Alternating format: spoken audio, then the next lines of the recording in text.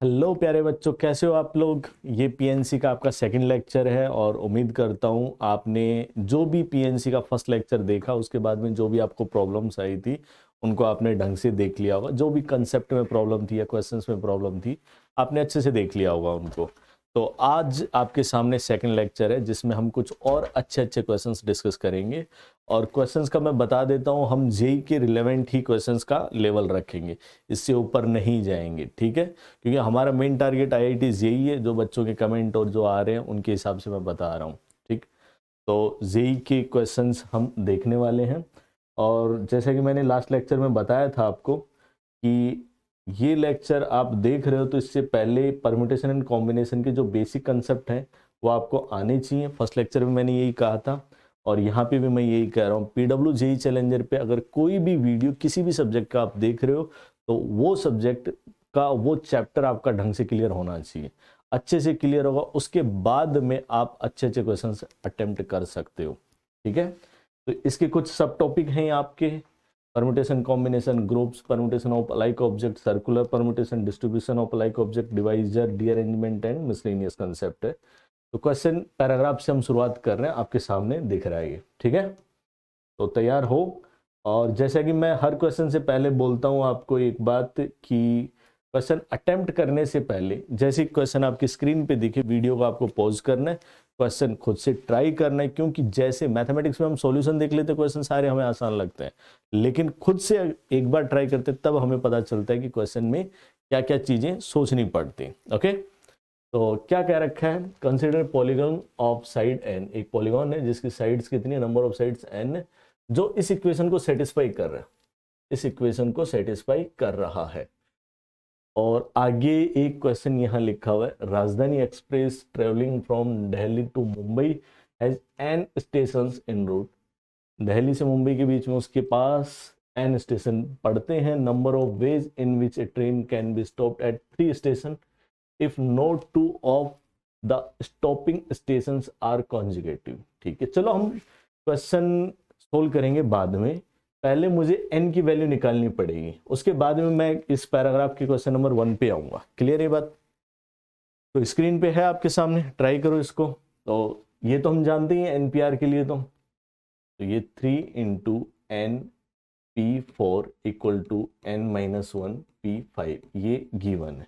इसको मैं सोल्व करता हूँ, 3 एन फैक्टोरियल अपॉन ये n minus 4 factorial, right. NPr की डेफिनेशन सब जानते हैं हम। यहाँ पे क्या आएगा, एन माइनस 1 फैक्टोरियल अपॉन ये एन माइनस 1 माइनस 5 मतलब एन माइनस 6 फैक्टोरियल, राइट। ठीक है, थोड़ा सिंप्लीफाई कर ले। इसको मैं यहाँ से कैंसिल आउट करूंगा तो n बच जाएगा, क्योंकि n बाहर निकालेंगे तो पीछे n माइनस 1 का फैक्टोरियल बचेगा। यहाँ से n माइनस 4 बाहर निकालो, n माइनस 5 बाहर निकालो, पीछे क्या बचेगा, n माइनस 6 का फैक्टोरियल। तो जब मैं इसको इससे कैंसिल आउट करूंगा तो यहाँ पे क्या बचेगा, n minus 4 into n minus 5। Easy. तो ये इक्वेशन बन गई 3n इक्वल टू, इसको मैं इधर लेके जाता हूँ तो n minus 4 into n minus 5। Clear. अब ये क्वाड्रेटिक इक्वेशन दिख रही है मुझे इसमें n में, तो 3n इक्वल टू कितना हो जाएगा, ये N square minus 9n plus 20। और इसको इधर लेके जाता हूँ तो ये N square minus 12n plus 20 equal to 0।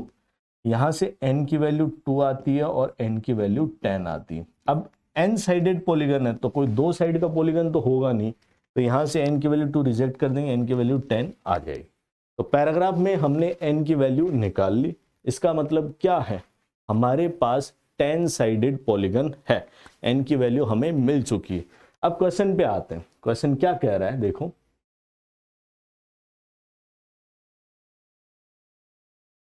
Question पे आते हैं, क्वेश्चन क्या कह रहा है, राजधानी एक्सप्रेस से कहां जा रही है, दिल्ली टू मुंबई। ठीक है, बीच में कितने स्टेशन आते हैं, 10 स्टेशन, मतलब n स्टेशन आते हैं। n की वैल्यू हमने 10 निकाली, 2 तो पॉसिबल नहीं है। अब क्या कह रहा है कि 3 स्टेशन पे रुकती है ट्रेन और ये तीनों स्टेशन क्या नहीं होने चाहिए, कॉन्जुगेटिव नहीं होने चाहिए, ऐसे ही कह रही है। ठीक है, तीनों स्टेशन कॉन्जुगेटिव नहीं होने चाहिए। तो आप ऐसे देखो, आपके पास 10 स्टेशन, 10 में से आपको 3 पे रोकनी है, 7 पे नहीं रोकनी है। ठीक, तो आप 7 स्टेशन को पकड़ो।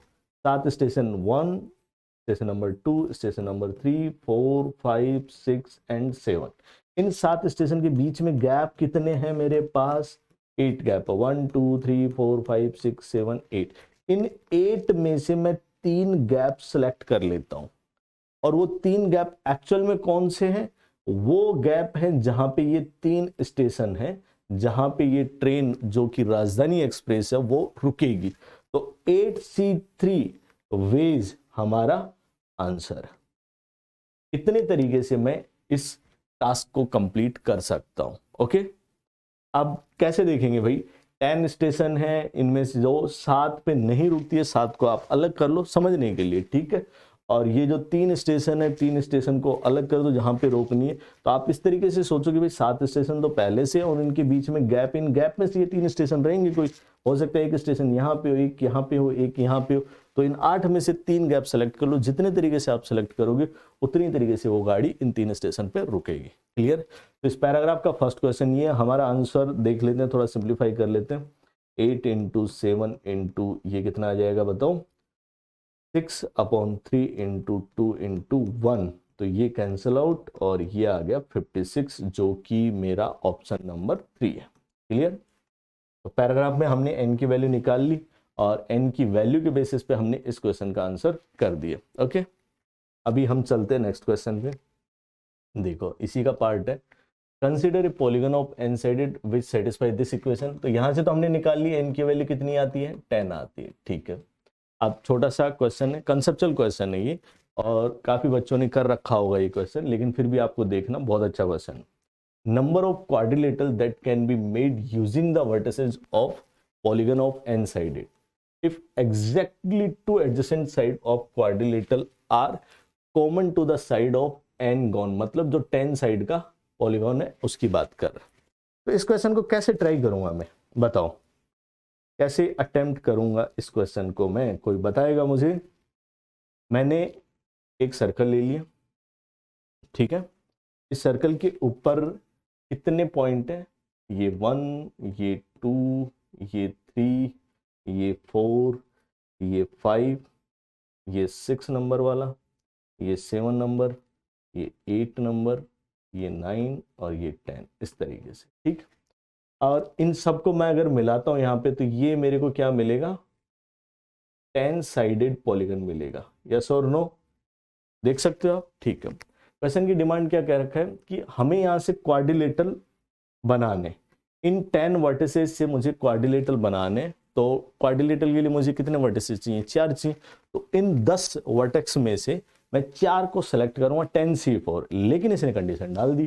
कंडीशन क्या है कि 2 एडजेसेंट साइड, मतलब जो क्वाड्रिलेटरल की जो 4 साइड होती है उनमें से 2 साइड और इस 10 साइडेड पॉलीगन की 2 साइड क्या होनी चाहिए? क्या होनी चाहिए? कॉमन होनी चाहिए। क्लियर? जो क्वेश्चन की डिमांड आप देख सकते हो यहाँ पे, कॉमन होनी चाहिए। तो 2 साइड कॉमन होने के लिए जैसे मुझे 3 वर्टेक्स कॉमन करने पड़ेंगे। अगर मैं 3 वर्टेक्स कॉमन कर देता हूं ऐसे, यस और नो, तो 2 साइड अपने आप ही कॉमन हो जाएंगी। क्लियर? अब ये 3 एडजेसेंट साइड की बात कर रहे हैं ना, 2 एडजेसेंट साइड की बात कर रहे हैं। ऐसा नहीं कि एक साइड ये दूसरी साइड ये कॉमन हो जाएगी, वो तो हमेशा होगी। कोई 2 एडजेसेंट साइड की बात कर रहे हैं तो 3 एडजेसेंट वर्टिसेस आने चाहिए। तो 3 एडजेसेंट वर्टिसेस कितने तरीके से ले सकते हो आप? 1 2 3 ले लो। अगली बार क्या ले लो? 2 3 और 4 नंबर वाला वर्टेक्स ले लो। अगली बार क्या ले लो? 3 4 और 5 नंबर वाला वर्टेक्स ले लो, और ऐसे लेते जाओ। लास्ट में 10 1 और 2 वाला वर्टेक्स। तो कितने वेज हैं मेरे पास? 10 वेज हैं। किनके? 3 एडजेसेंट वर्टेक्स को सिलेक्ट करने के। कितने वेज हैं? 10 वेज। तो इन 10 में से मैं एक सेलेक्ट कर लूंगा, या तो ये वाला, या फिर ये वाला, या फिर ये वाला, ये वाला। तो मेरे पास 3 वर्टेक्स आ गए। अब एग्जैक्टली 2 एडजेसेंट साइड की बात कर रहा है, तो इसका मतलब ये 3, लेट से मैं मान लेता हूं मैंने ये और ये 3 एडजेसेंट वर्टेक्स सेलेक्ट कर ली।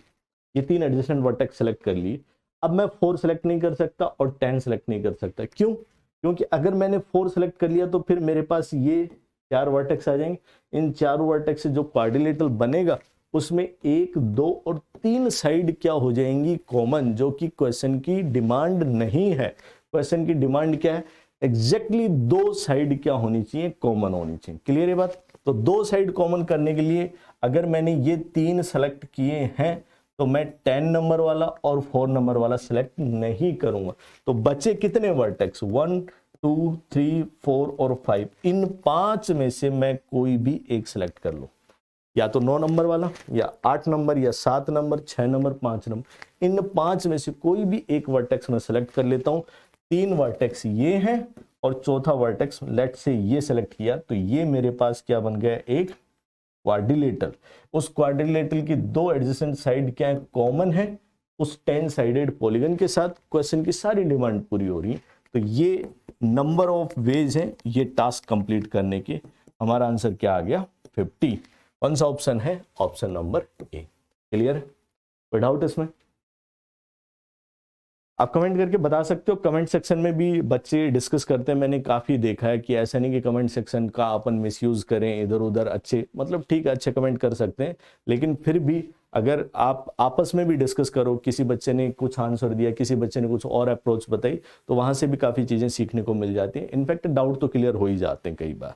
ओके, अब इसी पैराग्राफ का मैं नेक्स्ट क्वेश्चन लेता हूँ, जो आपकी स्क्रीन पे यही रहा। देखो ये जो क्वेश्चन है, ये वाला जो क्वेश्चन है और ये वाला जो क्वेश्चन है थोड़ा सिमिलर सा है, ठीक है, लेकिन फिर भी इस क्वेश्चन में और इस क्वेश्चन में काफी डिफरेंस दिखेगा आपको। लैंग्वेज आपको सेम सी दिखेगी। देखो वही है, एक एन साइड पॉलीगन है जो इसको सेटिस्फाई कर रहा है, इसका मतलब एन की वैल्यू तो 10 हमने निकाल ही ली, ठीक है। पैराग्राफ का तीसरा क्वेश्चन है, number of quadrilaterals that can be formed using the vertices of a polygon of n sided, मतलब n की value 10, exactly one side of quadrilateral is common with the side of n gone। केवल इस बार एक side मुझे common चाहिए, केवल एक side मुझे कॉमन चाहिए। इसका मतलब क्या है,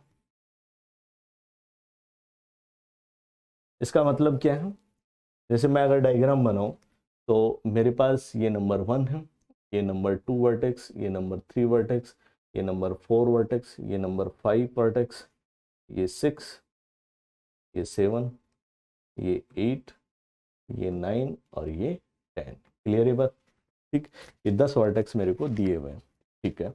इन 10 वर्टेक्स की अगर मैं बात करूं तो कैसे करेंगे, अब 10 वर्टेक्स में इनको मिलाएं तो ये 10 साइड का पॉलीगॉन बनता है, ठीक है। 10 साइड का पॉलीगॉन बन रहा है ये, ठीक है,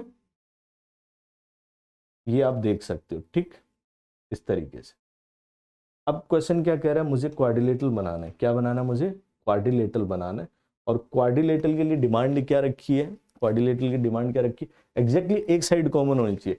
एग्जैक्टली एक साइड कॉमन होने के लिए 2 कॉन्जुगेटिव वर्टेक्स मुझे सिलेक्ट करने हैं, 2 कॉन्जुगेटिव वर्टेक्स सिलेक्ट करने। तो 2 कॉन्जुगेटिव वर्टेक्स मैं कितने तरीके से सिलेक्ट कर सकता हूँ, 1, 2 ले लूं, या फिर 2, 3 ले लूं, या फिर मैं 3, 4 ले लूं, यस और नो। इस तरीके से अगर मैं लेके जाऊं तो लास्ट में 10 और 1, ये दोनों वर्टेक्स भी ले सकता हूं, ये दोनों ले सकता हूं, ये दोनों ले सकता हूं, ये दोनों ले सकता हूं, ये दोनों, ये दोनों, ये दोनों और ये दोनों। क्लियर है बात। तो कितने वेज है, 2 कॉन्जुगेटिव वर्टेक्स को सिलेक्ट करने के मेरे पास 10 वेज है। कोई डाउट इसमें, 10 वेज। अब 2 वर्टेक्स, लेट से मैंने 1 और 2 सिलेक्ट कर लिए, मैंने ये और ये सिलेक्ट कर लिया, और क्वेश्चन की डिमांड क्या, एग्जैक्टली एक साइड क्या आनी चाहिए, कॉमन आनी चाहिए। तो मैंने ये 2 वर्टेक्स सेलेक्ट कर लिए, तो सीधी सी बात है मैं वर्टेक्स नंबर 3 और वर्टेक्स नंबर 10 सेलेक्ट नहीं करूंगा। तो बचे हुए कितने वर्टेक्स है मेरे पास, 1, 2, 3, 4, 5, 6, ये जो 6 वर्टेक्स है, इन 6 वर्टेक्स में मुझे 2 वर्टेक्स सेलेक्ट करने हैं। लेकिन फिर यहाँ पे कंडीशन, कंडीशन क्या है कि मान लो मैंने 8 और 7 सेलेक्ट कर लिया, यहाँ पे 1 और 2 था, यहाँ पे 8 और 7, यहाँ पे मैं क्वाड्रिलेटर बनाता हूं तो एक तो ये साइड कॉमन आ जाएगी और एक ये साइड कॉमन आ जाएगी, तो अभी भी कुछ गड़बड़ है इसमें। तो 10 वेज तो मेरे पास कौन से हैं, वो ये 2 कॉन्जुगेटिव वर्टेक्स को सिलेक्ट करने के।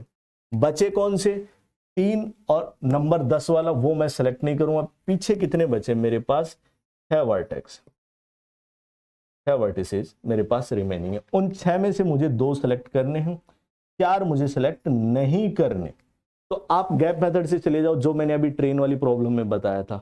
ये जो 4 वर्टेक्स है ना, इन 4 वर्टेक्स के बीच में गैप कितने, इन 4 वर्टेक्स के बीच में गैप कितने हैं, 5 गैप आ जाएंगे। यस और नो? इन 5 गैप में से कोई भी 2 गैप उठा लो आप, वो 2 गैप में 2 वर्टेक्स रहेंगे और वो 2 वर्टेक्स कॉन्जुगेटिव नहीं रहेंगे। जैसे मैंने ये वाला गैप सेलेक्ट किया या फिर ये वाला, तो मेरे पास ये 2 वर्टेक्स आ गए, इनके बीच में कम से कम 2 वर्टेक्स तो हैं, तो इसका मतलब ये जो 2 वर्टेक्स मैंने सेलेक्ट किए वो कॉन्जुगेटिव नहीं है। जो ट्रेन वाली प्रॉब्लम बताई थी मैंने, आप देखो इधर ये वाली, कि तीन स्टेशन पे ट्रेन रुकनी है, तो 3 को आप साइड में कर लो, 7 स्टेशन पे नहीं रुकेगी, उन 7 के बीच में गैप ढूंढ लो, उन गैप में से 3 गैप आप सेलेक्ट कर लोगे, उन 3 पे ट्रेन रुक जाएगी। सेम कंडीशन या सेम कंसेप्ट में यहां लगा रहा हूं। 6 वर्टेक्स बचे हैं मेरे पास, यस और नो? 6 में से मेरे को 2 को सिलेक्ट करना है, 4 को नहीं करना, तो 2 को साइड कर लो। जो 4 इन 4 के बीच में गैप देख लो, 4 के बीच में कितने गैप आ रहे हैं, 5। इन 5 में से कोई 2 गैप सेलेक्ट कर लो और उन 2 गैप में क्या होंगे, वो 2 वर्टेक्स होंगे जो कि कॉन्जुगेटिव नहीं होंगे। क्लियर है बात? तो आप इसको देखो तो कितना मिला मेरे को, ये 10 इंटू ये 5 इंटू 4/2 कितना आ गया, 100। क्लियर? कौन सा ऑप्शन आ रहा है, ऑप्शन नंबर 2। ये जो पैराग्राफ था ना, इस पैराग्राफ के अंदर हमने एक एनपीआर का छोटा सा कंसेप्ट देखा कि एनपीआर से रिलेटेड इक्वेशन आती है, उसको कैसे सोल्व करते हैं। उसके बाद में हमने ट्रेन वाली प्रॉब्लम देखी, और ये 10 साइड का पॉलीगॉन था, उसमें से क्वाड्रिलेटरल बनाना है, एग्जैक्टली 2 साइड कॉमन होनी चाहिए, एग्जैक्टली 1 साइड कॉमन होनी चाहिए। तो इन कंसेप्ट से हम कैसे डील करते हैं वो हमने देखे। साथ में गैप मेथड वाला भी देख लिया कि गैप में से मैं सिलेक्ट कर रहा हूँ, लेकिन मैं उनको अरेंज नहीं कर सकता। अब आप ऐसा तो नहीं करोगे कि 2 मैंने उठा लिए 2 गैप और उनको मैं 2 फैक्टोरियल से अरेंज कर दूं, वो तो पॉसिबल नहीं है, क्योंकि वर्टेक्स तो फिक्स है। क्लियर है बात? तो उम्मीद है ये पैराग्राफ आपको अच्छा लगा होगा। कमेंट करके जरूर मुझे बताना कैसे क्वेश्चन लगे। रिलेवेंट, बिल्कुल जेई के रिलेवेंट क्वेश्चन अपन कर रहे हैं यहाँ पे डिस्कस, ठीक है? ना उससे ऊपर लेवल लेके जा रहे हैं, ना उससे नीचे लेवल लेके जा रहे हैं, ठीक? चलो अभी नेक्स्ट क्वेश्चन पे आते हैं। ये नेक्स्ट क्वेश्चन है मैच द कॉलम का, और इसमें कॉलम 1 में 4 पार्ट हैं इधर, और इधर क्या है, 5 है, PQRS। तो आपको मैच करना है कौन सा ऑप्शन आपका सही रहेगा, ठीक है? ए किससे मैच होगा PQRST में से, बी किससे मैच होगा PQRST में से। तो ये 4 क्वेश्चन आपके सामने, इनको वीडियो को पॉज करो, पॉज करके सोल्व करो इसको, और सोल्व करने के बाद में देखो कि कहाँ आपका आंसर आ रहा है, कहाँ आपको प्रॉब्लम आ रही है। प्रॉब्लम आ रही है तो कंसेप्ट में प्रॉब्लम है या फिर कोई कैलकुलेशन मिस्टेक हुई। कंसेप्ट में अगर प्रॉब्लम है तो अपने नोट्स जो भी हैं उनको देखो ढंग से, और क्वेश्चन यहां समझो वीडियो को देखकर, ठीक है? ये आपकी स्क्रीन पे है, आराम से इसको सोल्व करो।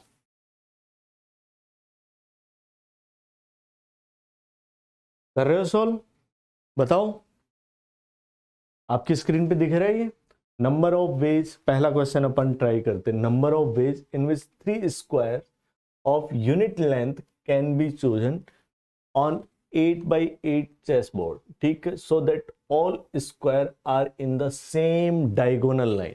डायगोनल लाइन बोला ऐसे, ठीक है? इस लाइन पे हो, सेम डायगोनल लाइन पे हो। कितने तरीके से आप सेलेक्ट कर सकते हो, तो मुझे इसके लिए डायग्राम बनाना पड़ेगा। मैंने यहाँ पे आपके लिए डायग्राम बनाया हुआ है, ठीक है? ये 1 2 3 4 5 6 7 8 ब्लॉक ऐसे हैं और 8 ब्लॉक ऐसे हैं, 1 2 3 4 5 6 7 और 8। क्लियर है बात? अब क्वेश्चन की डिमांड क्या है? क्वेश्चन की डिमांड ये है कि भाई 3 मुझे स्क्वायर सेलेक्ट करने हैं, वो डायगोनली होने चाहिए। डायगोनल कैसे? जैसे मैंने ये सिलेक्ट किया, ये सिलेक्ट किया, ये सिलेक्ट किया, ये एक डायगोनल पे है कि नहीं है? तो इस तरीके से होने चाहिए। क्लियर है बात? तो आप ये देखो, सबसे बड़ा डायगोनल कौन सा बनेगा? सबसे बड़ा वाला डायगोनल ये बनेगा आपका। सबसे बड़ा डायगोनल ये बनेगा कि नहीं बनेगा? ये सबसे बड़ा डायगोनल आपका बन रहा है। थोड़ा सा लाइन टेढ़ा है, लेकिन आप देख सकते हो।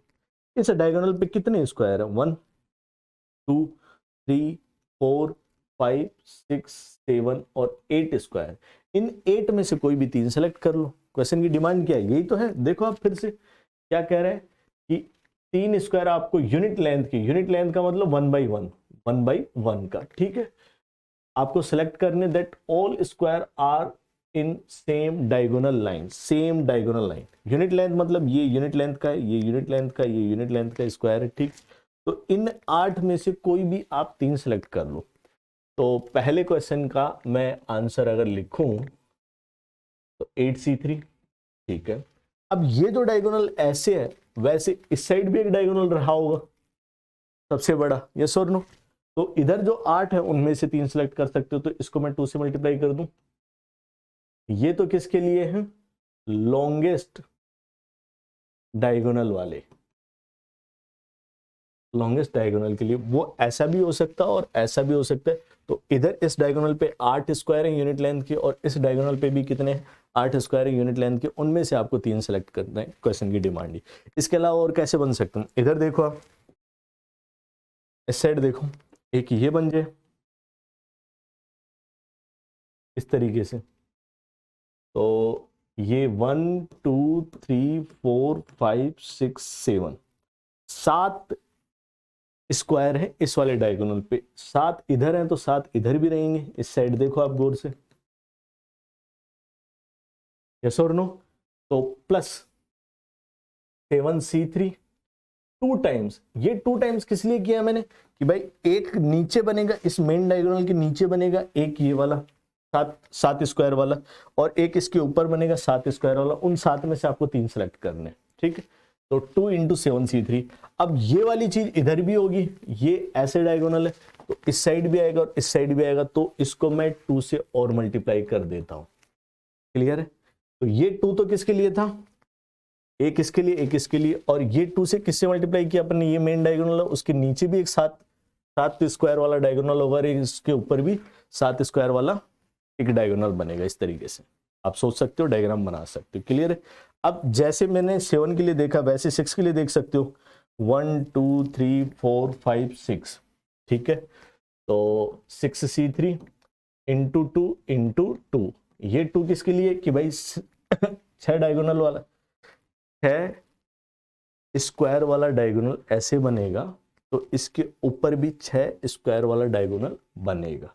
तो 2 उसके लिए, × 2 कैसे किया कि ये वाली चीज इस साइड भी होगी अगर मैं ऐसे देखूं तो। क्लियर है, ठीक। अब अगर अपन देखें आगे, तो आगे क्या दिख रहा है मुझे, आगे यहाँ पे देखो 1 2 3 4 5, तो इसके ऊपर भी रहेगा 5 प्लस 2 × 2 × 5C3 प्लस 2 × 2 × 4C3, ऐसे 4 वाला भी बनेगा 1 2 3 4, फिर 1 2 3 3 वाला भी बनेगा, प्लस 2 × 2 × 3C3। क्लियर है बात। ये 2 मेन डायगोनल के लिए लिया था, एक मेन डायगोनल ऐसे बनेगा और एक ऐसे बनेगा, जो सबसे बड़ा डायगोनल है, ठीक। उसके बाद में 7C3 वाले इसके नीचे बनेगा, एक इसके ऊपर बनेगा, और ऐसी चीज इस साइड भी होगी। तो मैंने 2 × 2 किया है। क्लियर ये बात, ये हमने सारा कैलकुलेट कर लिया। अब इसका थोड़ा सिंप्लीफाई कर लो, तो ये 2 × 8 × 7 × 6 अपॉन 3 × 2 प्लस 4 कॉमन आ रहा है सब में से, 4 कॉमन ले लो। 7C3 बताओ कितना हुआ, 7 × 6 × 5 अपॉन 3 × 2 प्लस ये 6C3 कितना आ गया, 6 × 5 × 4 अपॉन 3 × 2 प्लस 5C3 कितना हो गया, 5 × 4 अपॉन 2 प्लस ये कितना आ गया 4C3 4, और ये 3C3 1 आ गया। अब इन सबको आप ऐड करो, थोड़ा कैलकुलेशन करें तो 8 × 7 56 × 12 × 2, तो ये कितना हो गया 112 प्लस 4, यहाँ पे देखो ये कैंसिल आउट, 35 ये कैंसिल आउट, प्लस 20, ये कितना आ गया 10, और प्लस 4 प्लस 5 5 आ रहा है। ये 40, ये 70 70, तो 112 4 × 70 कितना आ गया 112 प्लस 280, इन सबको ऐड करो तो ये कितना आ जाएगा 3, ये 2 और ये 9 और 392। क्लियर है बात। थोड़ी कैलकुलेशन थी, थोड़ी सी बेसिक सी कैलकुलेशन थी, कर सकते हो आप, ठीक। तो आई थिंक ये क्लियर होगा। आप डायग्राम बना के इसको ढंग से सोचो। तो ऑप्शन ए के लिए 392 आ रहा है, तो ये जो कॉलम ए में जो कॉलम फर्स्ट है, कॉलम फर्स्ट का जो ए है उसका आंसर क्या हो जाएगा आर, 392। क्लियर, ए का आर। मैं यहाँ लिख देता हूँ ए का आर। ओके, सेकंड क्वेश्चन पे आते हैं। The number of words that can B form using the letters of livelihood if each word contains 3 letters. Livelihood जो है हमारे पास, जैसे मैं इसको यहीं सोल्व कर लेता हूँ, तो इसमें कितने एल आ रहे हैं? जैसे देखो कुछ अलाइक लेटर भी आ रहे हैं, एल एल, आई आई, ओ ओ। तो इस तरीके से देखो, तो एल कितने हैं? 2 एल हैं। आई कितने हैं? 2 हैं। और ओ कितने हैं? 2 हैं। ठीक है, और कुछ दिख रहा है मुझे? यहाँ पे वी भी एक है, वी एक है, ई एक है, एच एक है और डी भी एक है। इसके अलावा कुछ नहीं। ये सारे क्या है? एक एक बार आ रहे हैं। ठीक, एल 2 बार आ रहा है, आई 2 बार और 2 बार वी ई एच डी। सारे कुछ छूटा नहीं है हमारा, बिल्कुल नहीं छूटा। ठीक है, अब मुझे क्या बनाना है? 3 लेटर्स वर्ड बनाना है, 3 लेटर वर्ड बनाना है। ठीक है, अब 3 लेटर वर्ड में पहले तो ये देखो क्या क्या केस बन सकते हैं। केस क्या बन सकते हैं? ऑल 3, पहला case, all 3 letters are different. ठीक है, सेकंड केस क्या बन सकता है? 2 अलाइक प्लस 1 डिफरेंट। और थर्ड केस क्या बन सकता है? तीनों अलाइक। तो तीनों अलाइक तो यहाँ पे हो नहीं सकते। क्यों नहीं हो सकते? देखो, क्योंकि 3 अलाइक इस लेटर, इस वर्ड में कोई 3 अलाइक लेटर्स है ही नहीं, तो यहाँ पे तीनों अलाइक तो नहीं होंगे। क्लियर ये बात? ठीक है, अब अगर मैं इनका सिलेक्शन देखूं कि सिलेक्शन कितने तरीके से कर सकता हूं मैं, तो ऑल 3 आर डिफरेंट। तो डिफरेंट कितने केस बन रहे हैं मेरे पास? यहाँ देखो 1 2 3 4 5 6 7, 7 टाइप के लेटर्स हैं जो मेरे पास डिफरेंट है। तो कितना आ जाएगा? 7C3। ठीक है, 2 अलाइक और 1 डिफरेंट। तो अगर मुझे अलाइक सेलेक्ट करना है, 2 अलाइक सेलेक्ट करना है, तो इन 3 में से मैं कोई एक सेलेक्ट कर लूँ। जैसे मैंने एल सेलेक्ट किया तो एल के 2 आ गए, आई सेलेक्ट किया तो आई के 2 आ गए, या फिर ओ के 2 आ गए। ठीक है, इनटू अब मेरे को एक डिफरेंट सेलेक्ट करना है। लेट से मैंने एल सेलेक्ट कर लिया, एल सेलेक्ट कर लिया, 2 एल मेरे पास आ गए। ठीक, तो पीछे डिफरेंट कितने बचे? 1 2 3 4 5 और 6। उन 6 में से मैं एक सेलेक्ट कर लूंगा। ठीक, ये सिलेक्शन हो गया। अब अगर मैं देखूं आगे कितने तरीके से मैं ये वर्ड बना सकता हूं, टोटल नंबर ऑफ वेज, ये तो सिलेक्ट किया मैंने 7C3। अब ये तीनों की तीनों डिफरेंट है, तो इंटू 3 फैक्टोरियल। कितने तरीके से मैं इनको अरेंज कर सकता? ये सिलेक्शन है, केवल सिलेक्शन है। कितने तरीके से अरेंज कर सकता हूँ? Into 3 factorial. यहां देखो 3 इंटू 6, ये कितना आ गया? 18। अब 18, ये जो सारे मैंने सेलेक्ट किए हैं उनमें से क्या है? 2 तो अलग है और एक क्या है? एक क्या डिफरेंट है। तो उनको अरेंज करने का तरीका क्या हो गया? 3 फैक्टोरियल अपॉन 2 फैक्टोरियल। 2 अलग है। क्लियर?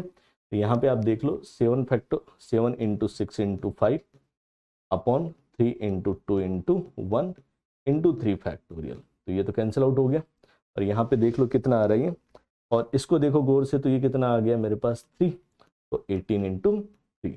ठीक है, इन दोनों को आप ऐड कर सकते हो और आपका आंसर आ जाएगा। क्लियर ये बात? तो ये अलाइक ऑब्जेक्ट का सिलेक्शन था, एक सिंपल सा एग्जांपल था, आराम से आप कर सकते हो।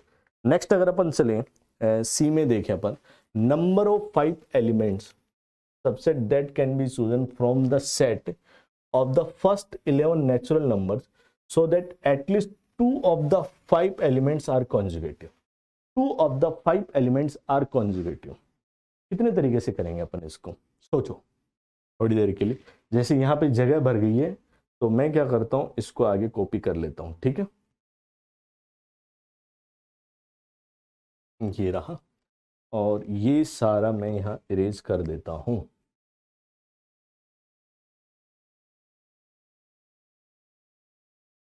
ठीक है, ये आपको पीडीएफ में मिल जाएगा, पीछे सेव कर दिया मैंने। ठीक, अभी इस क्वेश्चन पे अपने को फोकस करना है, इस पे कि कैसे सोल्व करेंगे। आपकी स्क्रीन के ऊपर है, सोल्व करो इसको और बताओ मुझे।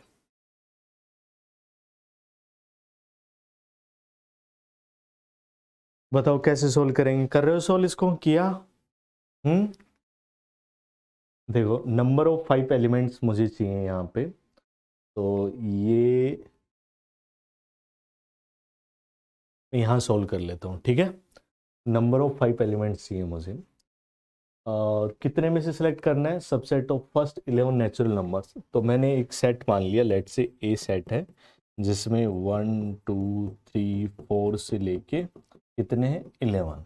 ठीक, तो मेरा जो टोटल नंबर ऑफ वेज आएंगे वो मैं ऐसे सेलेक्ट कर लूँ कि भाई 11 में से 5 सेलेक्ट करने हैं मुझे, 11 में से कितने एलिमेंट सेलेक्ट करने हैं, 5 सेलेक्ट करने हैं, लेकिन इनमें से वो केस भी आ गए ना।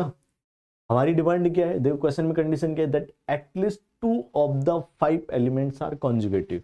तो इसमें वो केस आ गए ना जब कोई भी एलिमेंट जो भी आपने सेलेक्ट किया एक भी कॉन्जुगेटिव नहीं था, वो वाले केस आ गए, तो उन केस को हटाना पड़ेगा। तो उनके लिए वही जो कंसेप्ट मैंने बताया था अभी ट्रेन प्रॉब्लम में भी, कि टोटल मेरे पास 11 एलिमेंट है, 11 में से आपको कितने चाहिए, 5 सेलेक्ट करने, 5 सेलेक्ट करने हैं, ठीक है, 6 सेलेक्ट नहीं करने।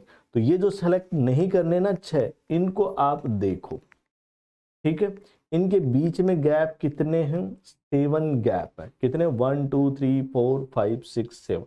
इन 7 गैप में से आप कोई भी 5 सेलेक्ट कर लो, उन 5 में वो नंबर रहेंगे, कौन से वाले, ये इनमें से जो भी है, ठीक है, जो 1 2 3 4 से लेके 11 तक है, इन 5 में से कोई भी गैप सेलेक्ट कर लो, इन 7 में से कोई भी 5 गैप सेलेक्ट कर लो आप, ठीक है। वो 5 गैप सेलेक्ट करोगे आप तो इनके बीच में कोई ना कोई एलिमेंट पहले से, तो वो कॉन्जुगेटिव नहीं होंगे, क्लियर है। तो टोटल नंबर ऑफ वेज थे 11 में से 5 हमने सेलेक्ट किया, उनमें से वो वाले हटा दिए जब एक भी कॉन्जुगेटिव नहीं है। तो कौन से बचेंगे, जब एटलीस्ट 2 कॉन्जुगेटिव आ रहे हैं। तो अब इसको देख लो, थोड़ी कैलकुलेशन है, 11 फैक्टोरियल अपॉन 6 फैक्टोरियल 5 फैक्टोरियल और minus 7 factorial upon 2 factorial 5 factorial. Clear है, कैलकुलेशन कर ही लोगे आप। यहाँ पे कंसेप्ट समझ में आया कि टोटल नंबर ऑफ वेज निकालिए, 11 में से 5 सेलेक्ट करने, बात ही खत्म। उनमें से वो वाले केस मैंने माइनस कर दिए जब कोई भी 2 कॉन्जुगेटिव नहीं है। तो कौन से केस बच गए, जब एटलीस्ट 2 कॉन्जुगेटिव आ रहे हैं। क्लियर है ये बात, ठीक है। अब ये जो नेक्स्ट वाला क्वेश्चन है, देखो अलाइक ऑब्जेक्ट के कई सारे क्वेश्चन मैंने करवा दिया आपको इस लेक्चर में और लास्ट लेक्चर में भी करवाए थे। तो ये वाला जो क्वेश्चन है मैं आपको होमवर्क में दे रहा हूं, ये वाला क्वेश्चन मैं दे रहा हूं आपको होमवर्क में, ठीक है। ये वाला क्वेश्चन मैं आपको होमवर्क में दे रहा हूं। इनमें से PQRST में से एक आपका आंसर है, ठीक है। कमेंट करके मुझे जरूर बताना, और अगर किसी को पूछना है कि सर कौन सा आंसर करेक्ट है, तो मैं कोशिश करूंगा कमेंट सेक्शन में आंसर करने की, ठीक है। ओके, चलते हम नेक्स्ट क्वेश्चन पे। नेक्स्ट क्वेश्चन ये हमने एक्सप्लेन किया था, इसके आगे देखिए एक और पैराग्राफ है, ये अच्छा पैराग्राफ है, देखो। के ब्लैक बॉल्स हैं, k black balls are placed in a row with gaps between them, इनके बीच में गैप डाले हुए। The balls are then numbered such that nth ball from the left has n square plus n imprinted on it। उसके ऊपर number क्या लिखा हुआ, n स्क्वायर प्लस n लिखा। जैसे लेट से मैंने black ball number 1, black ball ऐसे हैं, ऐसे इस तरीके से लिखा हुआ। तो जो nth बॉल आ रही है उस पर कौन सा नंबर लिखा हुआ है, n स्क्वायर प्लस n लिखा हुआ। नंबरिंग अगर वैसे देखें तो black ball number 1, black ball number 2, black ball number 3, इस तरीके से है ना, ब्लैक बॉल नंबर n, और इस तरीके से ये चल रहा है आगे। तो इधर से लेफ्ट साइड से अगर अपन देखते हैं तो n नंबर वाली जो ब्लैक बॉल है वो क्या है, उस पे n स्क्वायर प्लस n है। तो बताओ फर्स्ट पे क्या आ गया, 2 आ गया, n की वैल्यू 1 रख दो, तो ये जनरल टर्म होगी एक तरीके से, ठीक है। तो n की वैल्यू 1 रखेंगे तो ये 2, 2 रखेंगे तो कितना आ गया, 6 आ गया, और 3 रखूंगा तो ये 9 प्लस ये 12। इस तरीके से ये ब्लैक बॉल अरेंज किए हुए हैं, इस पे नंबर 2 है, इस पे 6 है, इसके ऊपर 12, इस तरीके से अरेंज किए हुए हैं। क्लियर है बात। देखो अब आगे क्या कह रहे हैं, now white balls are placed in the gap such that the number of white balls in the gap equal to the difference of the numbers on the 2 conjugative black balls between which the gap occur. क्या कह रहा है question, अब इनके बीच में क्या है, मैं व्हाइट बॉल रख रहा हूं, इनके बीच में व्हाइट बॉल रख रहा हूं, और वो व्हाइट कितनी बॉल रखूंगा, वो इन दोनों का जो इसके ऊपर नंबर लिखा और इसके ऊपर जो नंबर लिखा हुआ है ना, उन दोनों का डिफरेंस कितना आ रहा है, 4 है, तो मैं 4 व्हाइट बॉल रखूंगा। इन दोनों का गैप कितना आ रहा है, इन दोनों का डिफरेंस कितना आ रहा है, 6 आ रहा है, तो इनके बीच में 1 2 3 4 5 और 6 व्हाइट बॉल रखूंगा, ऐसे मैं रखता हुआ जा रहा हूँ। क्लियर है, ये गैप नंबर 1 है, ये गैप नंबर 1 है, ये गैप नंबर क्या है, 2 है, और इस तरीके से ये आ रहा है। ये कौन सा आएगा, अगर मैं बोलूं कि n नंबर वाली ब्लैक बॉल और ये n प्लस नंबर वाली ब्लैक बॉल है, तो ये कौन सा गैप आ गया, ये आ गया गैप नंबर n। क्लियर है बात? क्वेश्चन समझ में आया? लैंग्वेज थोड़ी सी इसकी अच्छी है, तो एक बार लैंग्वेज को आप ढंग से समझो, क्वेश्चन में क्या कह रखा है, क्या कहना चाहता है, क्या निकालना और क्या गिवन है। ठीक, अब क्या बोल रहे थे, number of white balls available is 340। White ball क्या कह रहे हैं, 340 अवेलेबल हैं, then number of black ball कितनी होंगी। क्वेश्चन समझ में आया? ये बोल रखा है कि मैं इस पैटर्न से बॉल्स को अरेंज कर रहा हूँ, व्हाइट और ब्लैक बॉल को, तो total number of black white ball है वो 340 है, तो बताओ कितनी ब्लैक बॉल रही होंगी इसमें। तो आप मुझे ये बताओ, 340 व्हाइट बॉल हैं, 340 क्या है, व्हाइट बॉल्स हैं, तो ये जो nth गैप है, nth गैप है, इस nth गैप की मैं बात कर रहा हूं, नंबर ऑफ व्हाइट बॉल कितनी होंगी इसमें, इस nth गैप में नंबर ऑफ व्हाइट बॉल कितनी होंगी, इन दोनों का डिफरेंस, अरे nth गैप है उसमें कितनी कितनी होंगी व्हाइट बॉल, इसके ऊपर जो नंबर लिखा हुआ है माइनस इसके ऊपर जो नंबर लिखा हुआ है, इन दोनों का डिफरेंस आएगा। तो इन दोनों का डिफरेंस कितना है बताओ, n+1 का स्क्वायर, इस पे नंबर कौन सा लिखा होगा, ये जनरल टर्म होगी, तो ये tn हो गया एक तरीके से मानो तो, और ये क्या हो गया, tn+1 हो गया, तो n+1 का square plus n+1 minus n square plus, clear है, थोड़ा सिंप्लीफाई कर लेते हैं, n square plus 2n+1 plus n+1 minus n square minus n। ठीक, ये n स्क्वायर से n स्क्वायर, ये n से n, तो ये क्या मिल गया मेरे को, 2n+2। मतलब क्या हुआ, इन दोनों के बीच में कितनी व्हाइट बॉल आएंगी, 2n+2। तो ये एक पैटर्न बन गया मेरे पास। पहले में कितनी बॉल आएंगी व्हाइट बॉल, जैसे ये जनरल टर्म होगी, ये 4, ये 6, आगे कितनी आएंगी जो भी आ रही है उसका जनरल टर्म क्या लिखा हुआ है, ये। तो बताओ टोटल व्हाइट बॉल कितनी आएंगी, total white ball, sequence series का कंसेप्ट लगाओ, सिग्मा 2n+2, यस और नो। n की वैल्यू कहां से कहां, 1 से लेके n तक ले लो, तो gap number 1, gap number 2, gap number 3, ऐसे अगर सबको ऐड करते जाएं तो गैप नंबर n तक टोटल कितनी व्हाइट बॉल आ जाएंगी। ये जो गैप में नंबर ऑफ बॉल्स आ रही हैं, ये क्या बना रही है, एक तरीके से आप देखो एपी बना रही है, 4, 6, 8 इस तरीके से। क्लियर, इस एपी का जनरल टर्म ये लिखा हुआ है, और मुझे क्या निकालना है, एसएन निकालना है। क्या निकालना है, एसएन निकालना है। तो एसएन निकालने के लिए मैं क्या करूंगा, सिग्मा लगा दूंगा। सीक्वेंस सीरीज से सोच के देखो थोड़ा सा, ठीक है। ये कितना आ गया बताओ, यहाँ पे एन, सॉरी ये 2 है, इस पे अगर मैं सिग्मा लगाऊं तो सिग्मा एन कितना हो गया, हम जानते हैं n इंटू n+1/2 प्लस ये 2 2 2 2 कितने टाइम से आ गया, 2n, ये कैंसिल आउट, और इसको हम देखें तो ये n स्क्वायर प्लस n+2n मतलब n स्क्वायर प्लस 3n। तो मतलब गैप नंबर 1, गैप नंबर 2 से लेके गैप नंबर n तक total number of white balls कितनी होंगी, n स्क्वायर प्लस 3n, कितनी होंगी, n स्क्वायर प्लस 3n होंगी। क्लियर है बात। अब अपने को क्वेश्चन में क्या दे रखा है, क्वेश्चन में देखो आप गौर से, number of white balls available, जितनी व्हाइट बॉल अवेलेबल कितनी है वो 340, मतलब n square plus 3n less than होगा 340।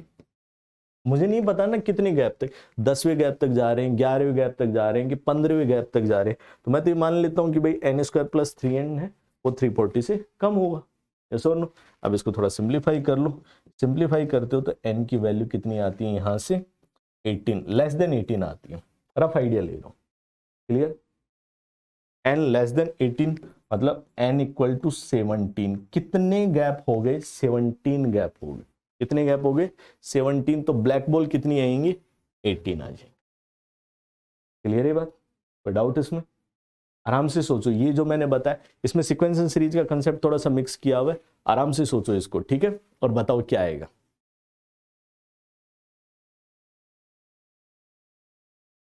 क्लियर है, कोई डाउट इसमें। n इक्वल टू 17 आएगा, 17 का मतलब है मैक्सिमम नंबर ऑफ गैप 17 होंगे, तो हमें कितनी ब्लैक बॉल की रिक्वायरमेंट होगी, 18 की। गैप देखो, गैप नंबर 1 है तो 2 ब्लैक बॉल, 2 गैप आ रहे हैं तो 3 ब्लैक बॉल, और 17 अगर गैप आ रहे हैं तो कितनी ब्लैक बॉल आएंगी? 18। ये सिंपल सी इनइक्वालिटी है, आई थिंक आराम से इसको सोल्व कर सकते हो। ठीक है, आप फिर से मैं आपको बता रहा हूं, इसी क्वेश्चन को फिर से देखो, आप ढंग से समझो। नंबर इस तरीके से दिखे हुए हैं तो मतलब ये ब्लैक बॉल का जनरल टर्म लिखा हुआ है। ब्लैक बॉल के ऊपर जो नंबर लिखे हुए हैं 2, 6, 12, उसका जनरल टर्म ये लिखा हुआ है।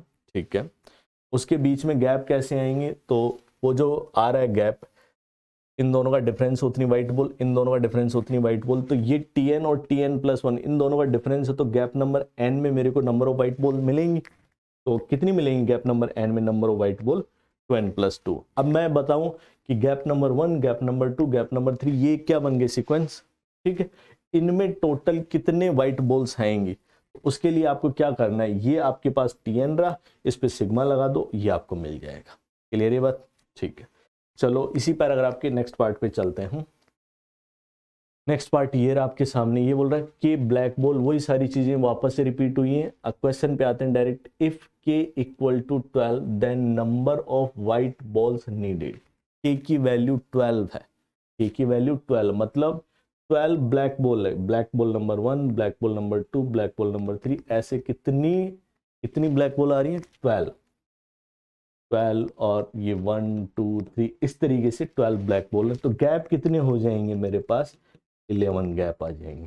ठीक, तो व्हाइट बॉल कितनी रिक्वायरमेंट है? अभी अपन ने फॉर्मूला निकाला, ये रहा।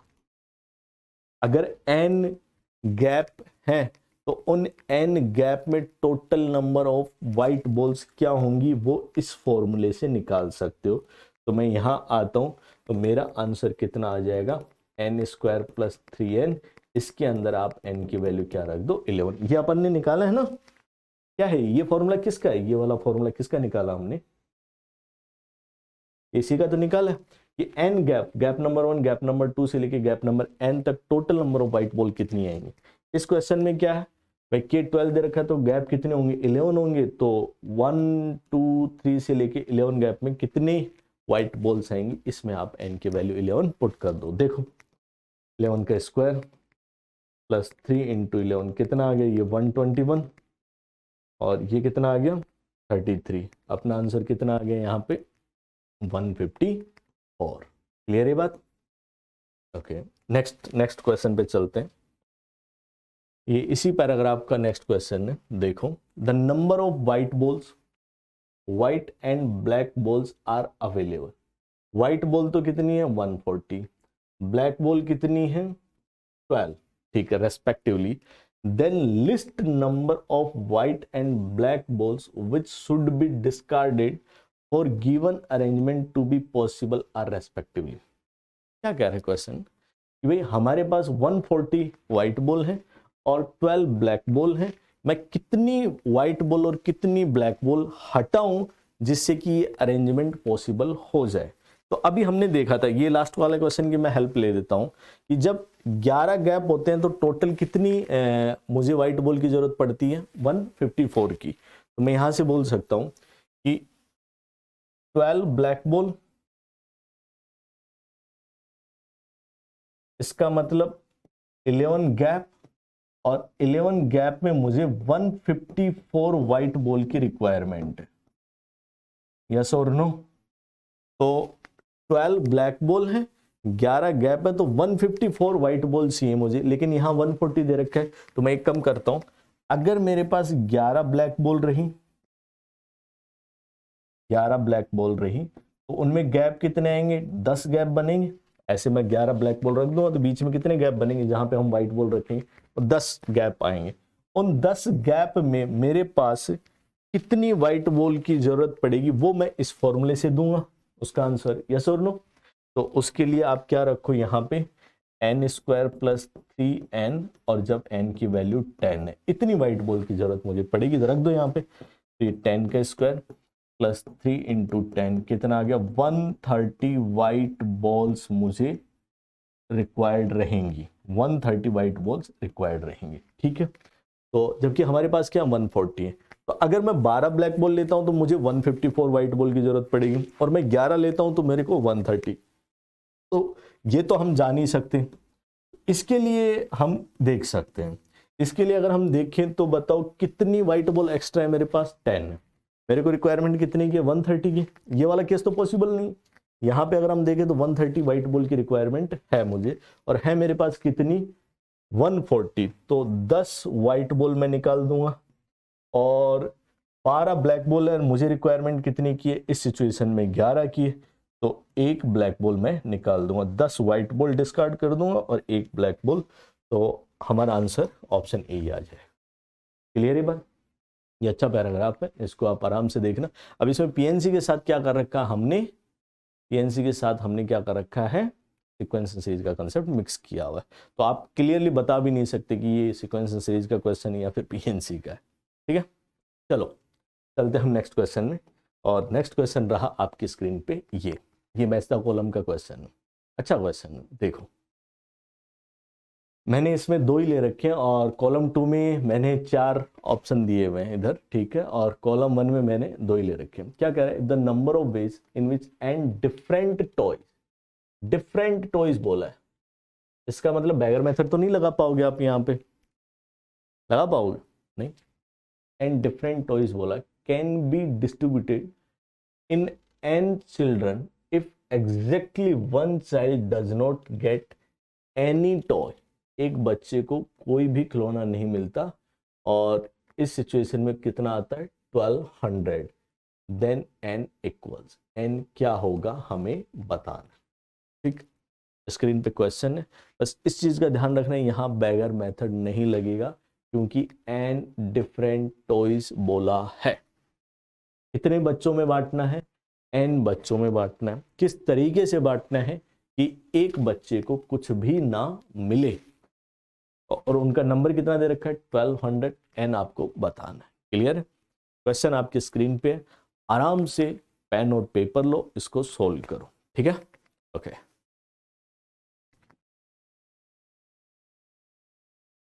ये क्वेश्चन आप अगर बैगर मेथड से सोल्व कर रहे हो तो वो बनेगा नहीं आपसे। बनेगा क्या? क्योंकि बैगर मेथड वाला कंसेप्ट तो तब लगता है जब अलाइक ऑब्जेक्ट, तो यहाँ पे एन डिफरेंट टॉयज की बात कर रहा है। तो कैसे इस क्वेश्चन को सोल्व करेंगे, देखो the number of ways in an different toys. तो आपने एक बच्चे को रिजेक्ट करना है, तो एन में से आपने एक बच्चा सेलेक्ट किया और आपने रिजेक्ट कर दिया। ठीक है, अब सिचुएशन क्या है आपके पास, मैं ए पार्ट की बात कर रहा हूं। अब सिचुएशन ये है, मेरे पास एन टॉयज है, एन टॉयज है, ठीक है, और बच्चे कितने, n-1 बच्चे।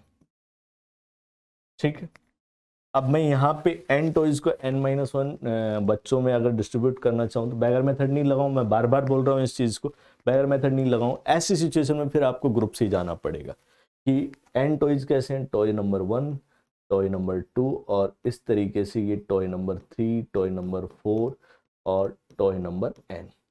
तो n-1 में तो ऑब्वियस सी बात, तो मुझे n टॉयज के कितने ग्रुप बनाने पड़ेंगे, n-1 ग्रुप बनाने पड़ेंगे। कितने, n-1 ग्रुप बनाने पड़ेंगे। तो इसका मतलब एक ग्रुप में तो 2 टॉयज आएंगे, ये ग्रुप नंबर 1 है, ठीक है। बाकी ये सारे ग्रुप बनेंगे n-2 ग्रुप। कितने बनेंगे, n-2 ग्रुप बनेंगे, और हर ग्रुप में एक एक टॉय रहेगा। ठीक है, तो कितने तरीके से आप बना सकते हो बताओ। ग्रुप में बना रहा हूं, तो ये n factorial upon 2 factorial into 1 factorial, 1 factorial 1 factorial कितने टाइम्स आएगा, n-2, तो 1 फैक्टोरियल की पावर n-2। और अगर कोई 2 ग्रुप या 3 ग्रुप ऐसे हैं जिनमें नंबर ऑफ एलिमेंट सेम है, तो उतने फैक्टोरियल से हम डिवाइड करते हैं। ये कंसेप्ट आपने पढ़ा ही होगा। तो यहाँ पे कितने ग्रुप हैं ऐसे, n-2 ग्रुप हैं, तो किससे डिवाइड करूंगा मैं, n-2 फैक्टोरियल से डिवाइड कर दूं। क्लियर ये बात? ठीक, अब इसको NC1 एक बच्चे को रिजेक्ट करने के तरीके, ये ग्रुप फॉर्मेशन के तरीके। अब अगर मुझे डिस्ट्रीब्यूट करने हो तो ये n ग्रुप बन गए मेरे पास, n-1 ग्रुप बन गए। इन n-1 ग्रुप, हर ग्रुप में क्या है, एक ग्रुप में दो टॉय और बाकी ग्रुप में एक एक टॉय है।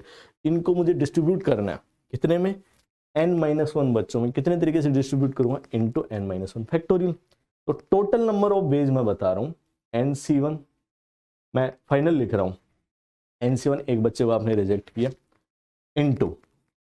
इंटू ग्रुप बनाए n फैक्टोरियल अपॉन ये 2 factorial into n minus 2 factorial. ठीक है, ये तो बच्चा रिजेक्ट किया, ये हमने ग्रुप बनाए और इन ग्रुप को, ये जो ग्रुप बनाए हमने टॉयज के, इन ग्रुप को आपको कितने बच्चों में डिस्ट्रीब्यूट करना है, n माइनस 1 में, तो ये आ गया n माइनस 1 फैक्टोरियल। क्लियर।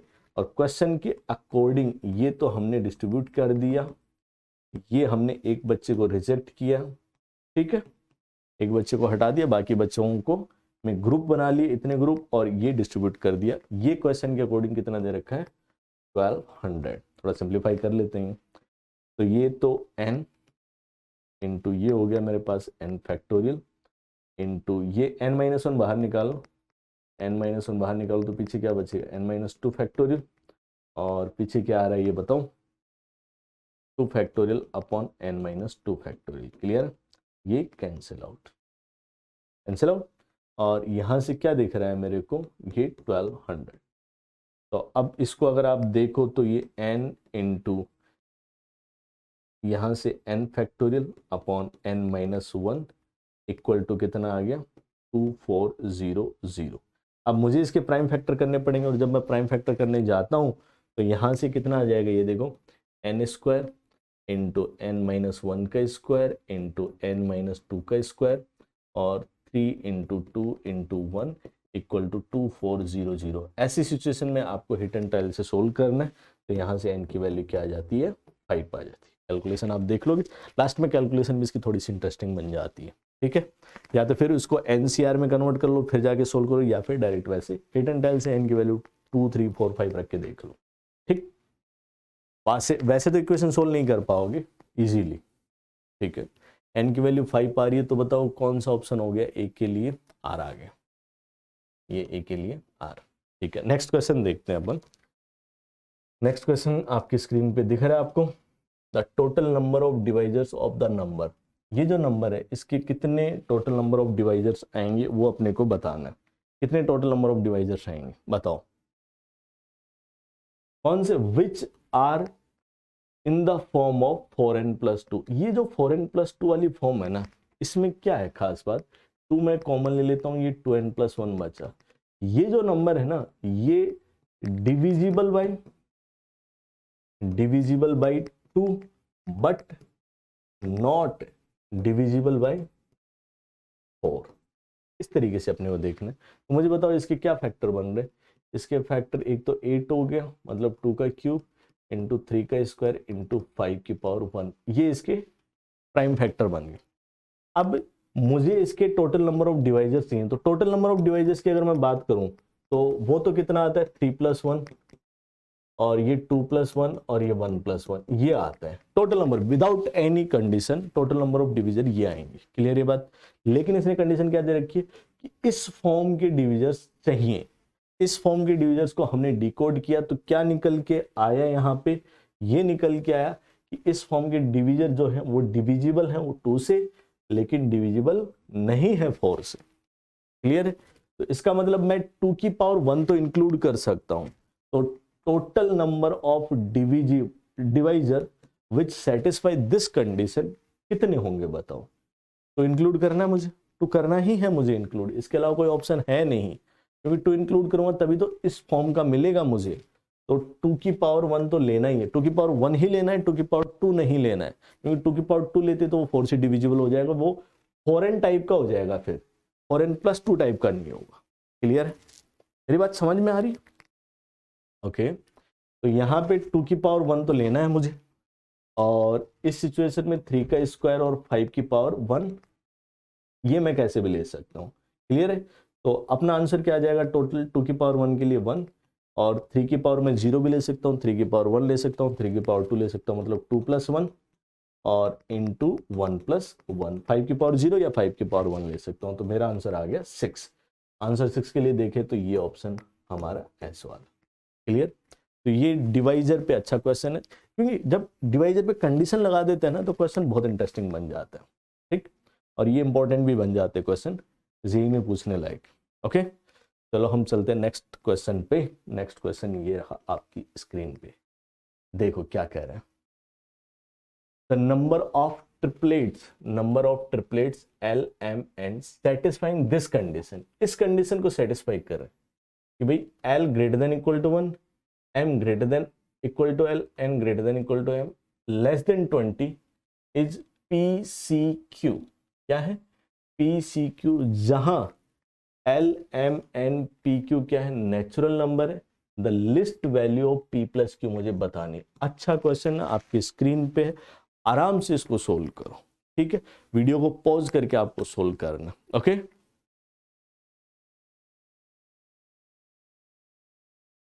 बताओ कैसे सोल्व करेंगे इसको, बताओ।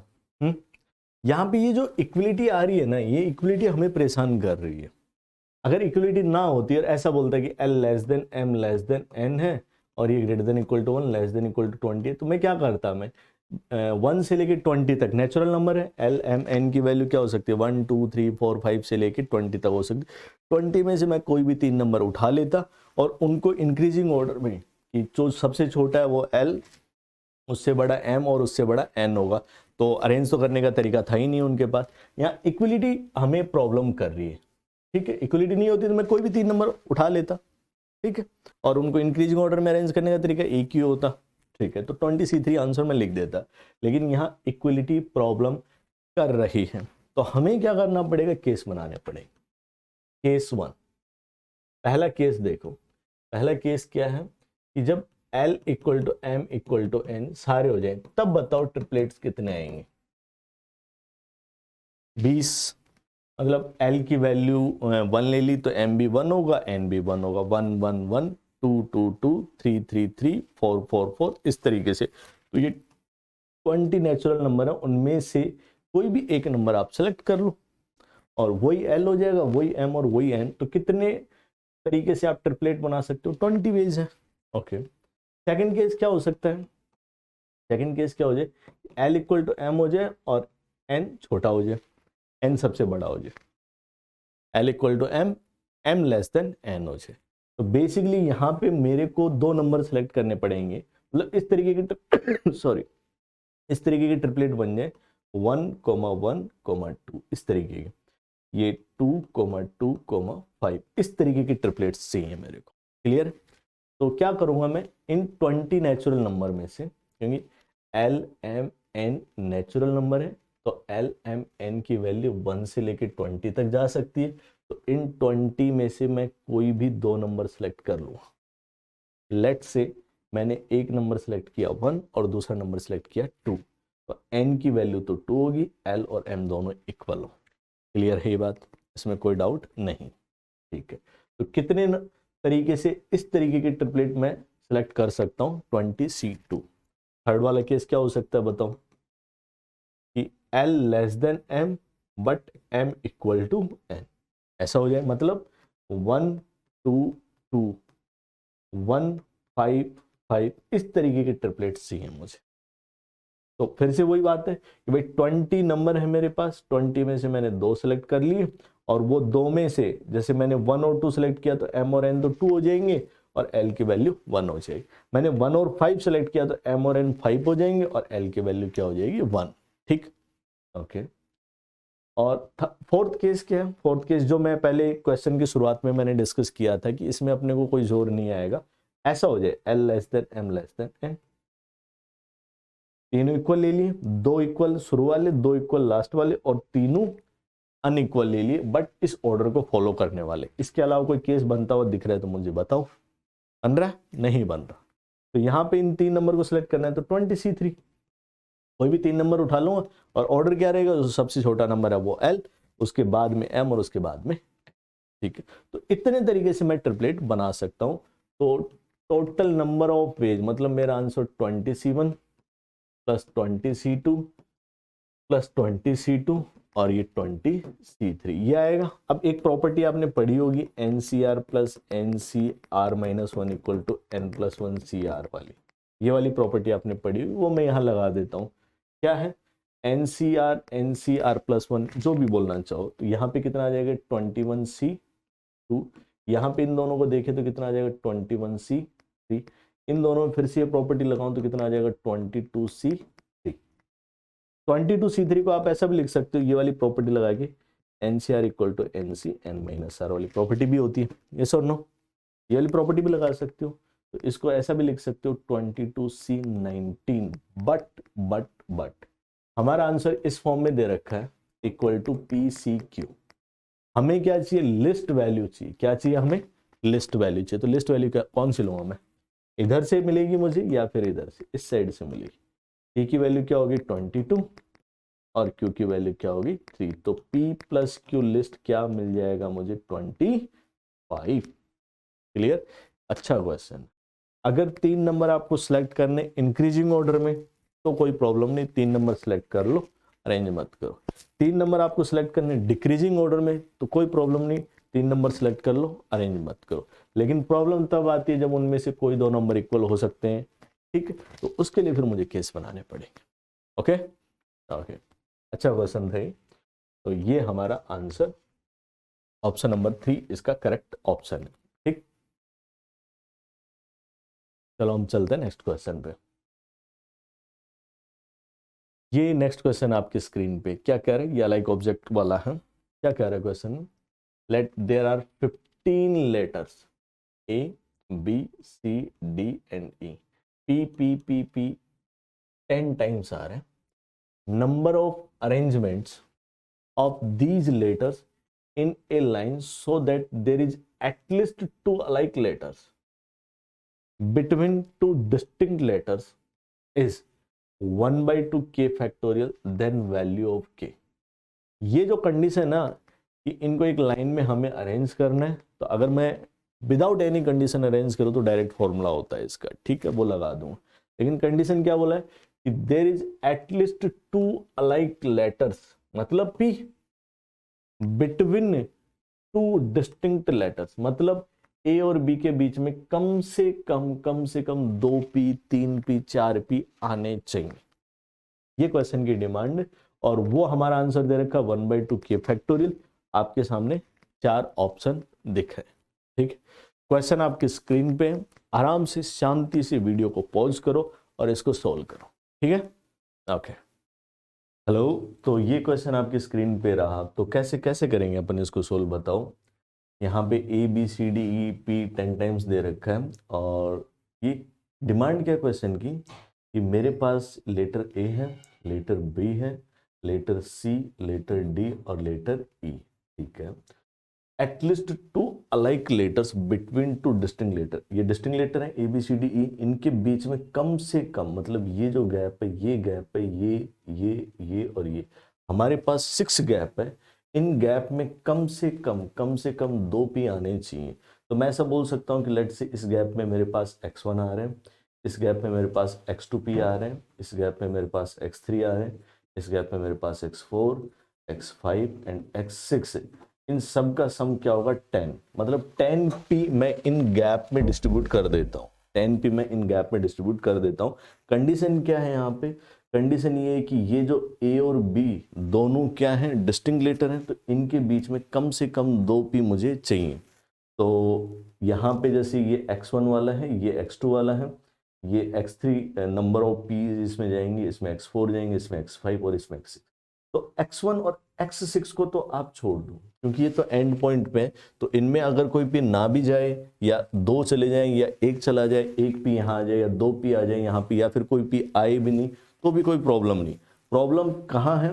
x2 में, x3, x4 और x5 में। यहाँ कम से कम 2p होने चाहिए, यहाँ कम से कम 2p, यहाँ कम से कम 2p, यहाँ कम से कम 2p।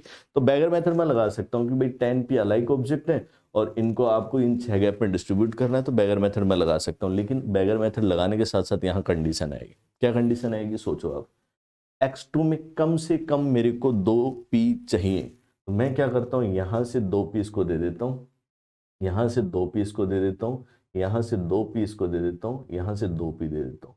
एग्जैक्ट p आपको इस गैप में लेके आने 2p, इस गैप में 2p, इस गैप में 2p, इस गैप में 2p, और दोनों p क्या अलाइक हैं, तो उनको करने का एक ही तरीका होता है। ठीक है, तो ये x1 है, और यहाँ इसको मैंने 2p देने के बाद में मैंने इसका नाम बदल दिया कैपिटल x2, और ये कैपिटल x3, ये capital x4 plus capital x5 और प्लस x6 इक्वल टू और यहाँ हम 8p डिस्ट्रीब्यूट कर चुके हैं, तो हमारे पास कितने बच गए, 2p। अब ऐसे देख लो कि x2 माइनस टू इक्वेशन बन जाएगी, x2 minus two, x3 minus two, x4 minus two, x5 minus two, और फिर उनको मैंने कैपिटल X2 कैपिटल X3 ऐसा बोल दिया। ठीक है, अब आपके पास 2p रह गए, 2p, दो पी तो आपने यहाँ पे रख दिए। अब ये जो 2p हैं इन 6 गैप में आपको डिस्ट्रीब्यूट करना है। तो ये ऐसा हो गया कि मेरे पास n अलाइक कॉइन है और आर बैगर्स हैं, तो n अलाइक कॉइन्स को आर बैगर्स में मैं कैसे डिस्ट्रीब्यूट करूं, बैगर मेथड लग जाएगा। ठीक, तो यहाँ पे ये जो 2p हैं, इन 2p को मेरे को 6 बैगर में डिस्ट्रीब्यूट करना है। अगर x1 के पास कोई p नहीं गया तो भी कोई प्रॉब्लम नहीं, x2 के पास अगर कोई p नहीं गया तो भी कोई प्रॉब्लम नहीं, क्योंकि ऑलरेडी उसके पास 2p है। ठीक है, x3 के पास कोई p नहीं गया तो भी कोई प्रॉब्लम, अगर चला गया तो x3 के पास क्या 3p या 4p हो जाएंगे। तो बेसिकली कितने वेज हैं जिससे कि ये 2p मैं इनमें डिस्ट्रीब्यूट कर सकता हूं, तो ये 2 + 6 - 1 c 6 - 1 n + r - 1 c r - 1, यही तो होता है बैगर मेथड में फॉर्मूला, अलाइक ऑब्जेक्ट का डिस्ट्रीब्यूशन। ठीक है, तो ये इतने वेज से तो मैं p डिस्ट्रीब्यूट कर सकता हूं इन गैप में। अब मेरा जो आंसर आएगा, टोटल नंबर ऑफ वेज क्या आएगा, ये तो हमने p का देख लिया, p का कितना है, ये 5, 8 - 1 7, सॉरी ये 7 c 5 इनटू, अब ये ABCD अपनी जगह पे आपस में भी तो अरेंज हो सकते हैं ना, कितने हैं ये 5 है और डिस्टिंक्ट हैं, यस, तो इनटू 5 फैक्टोरियल। इतने तरीके से हम ये अरेंजमेंट कर सकते हैं, जिसके अंदर ये वाली जो कंडीशन है ना, 2 अलाइक लेटर्स मतलब p, जिसमें कम से कम 2 आने चाहिए डिफरेंट लेटर्स के बीच में, वो सेटिस्फाई हो रही है। ठीक है, अब इसको थोड़ा सिंप्लीफाई कर लो, तो 7c5 मतलब 7 × 6/2 और इनटू क्या, ये 5 फैक्टोरियल। तो इनको मिला के अगर मैं देखूं तो ये क्या बन गया बताओ, 7 फैक्टोरियल इंटू 1/2। क्लियर, तो 1/2 इंटू 7 फैक्टोरियल कंपेयर करें तो बताओ k की वैल्यू क्या आ गई, यहां से k की वैल्यू 7 आ गई। क्लियर, k की वैल्यू 7 लेता हूं तो ऑप्शन 4 मेरा करेक्ट है। ओके, तो ये जो कंडीशन है ना, कंडीशन को हम गैप मेथड से सोल्व करेंगे और गैप मेथड के साथ साथ इसमें बैगर मेथड भी हम लगा देंगे। ओके, चलो नेक्स्ट क्वेश्चन चलते हैं। नेक्स्ट क्वेश्चन आपकी स्क्रीन पे ये रहा, क्या कह रहे हैं, कंसीडर n = 7^11 और 13^29 the number of positive integer divisors of n²। n मेरे पास ये है, तो n² के पॉजिटिव इंटीजर डिविजर्स बताने जो n से छोटे हो बट n को डिवाइड ना करें, तो चलो मैं इसके लिए कंसेप्ट आपको समझाता हूं क्वेश्चन में, लास्ट टाइम फिर अपन ये वैल्यूज पुट कर देंगे। लेट्स से कंसेप्ट समझना कि n है मेरे पास नंबर, उसके 2 डिवाइजर, एक p प्राइम फैक्टर p और q, p की पावर r और q की पावर s है मेरे पास। ठीक, तो बताओ n² कितना हो गया, n² हो गया मेरे पास p की पावर 2r और q की पावर 2s। ये मैंने जनरल नंबर ले लिया, यहाँ पे p की वैल्यू क्या है, 7 है, q की वैल्यू क्या है, 13 है, और r और s देख रहे हो आपने पास 11 और 29 है। क्लियर ये बात, ओके। अब n² = p की पावर 2r और q की पावर 2s हो गई। तो अगर मैं आपसे बोलूं कि divisors of n², divisors of n² कितने होंगे, 2r+1 इंटू 2s+1, इतने डिवाइजर होंगे कि नहीं होंगे इसके n² के।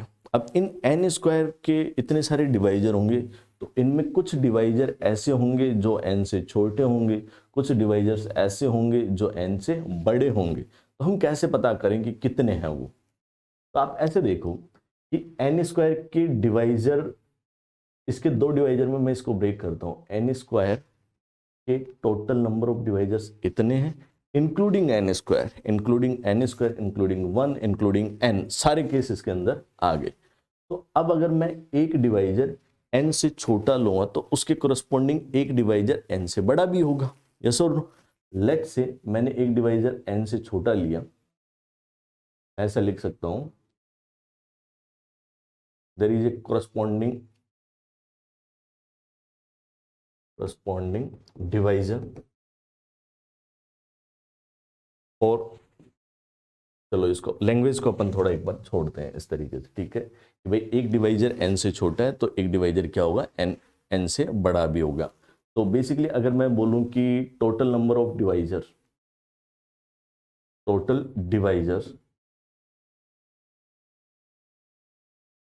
2r+1 है और n स्क्वायर के कितने दो डिवाइजर में मैं कितने तरीके से इसको ब्रेक कर सकता हूँ, n स्क्वायर को दो डिवाइजर के प्रोडक्ट में मुझे ब्रेक करना है तो मैं कितने तरीके से ब्रेक कर सकता हूँ, n स्क्वायर को दो डिवाइजर के प्रोडक्ट में मुझे ब्रेक करना है तो कितने तरीके से कर सकता हूँ मैं, 2r+1 2s+1 -1/2 और इसमें टोटल नंबर ऑफ ये टोटल केस है हमारे पास जब मैं n स्क्वायर को दो डिवाइजर में ब्रेक कर रहा हूं, इसमें मैंने एक्सक्लूड कर दिया, एक्सक्लूडिंग n को हटा दिया हमने, क्योंकि देखो आप गौर से देखो 2r+1 और 2s+1 है, ये ऑड नंबर है तो इसके ऑड नंबर ऑफ डिवाइजर्स आएंगे तो उसमें एक n होगा, तो उस n को आपने हटा दिया, n को हटाने के बाद में n स्क्वायर के कितने डिवाइजर्स का प्रोडक्ट, मतलब n square equal to p into Q, n square equal to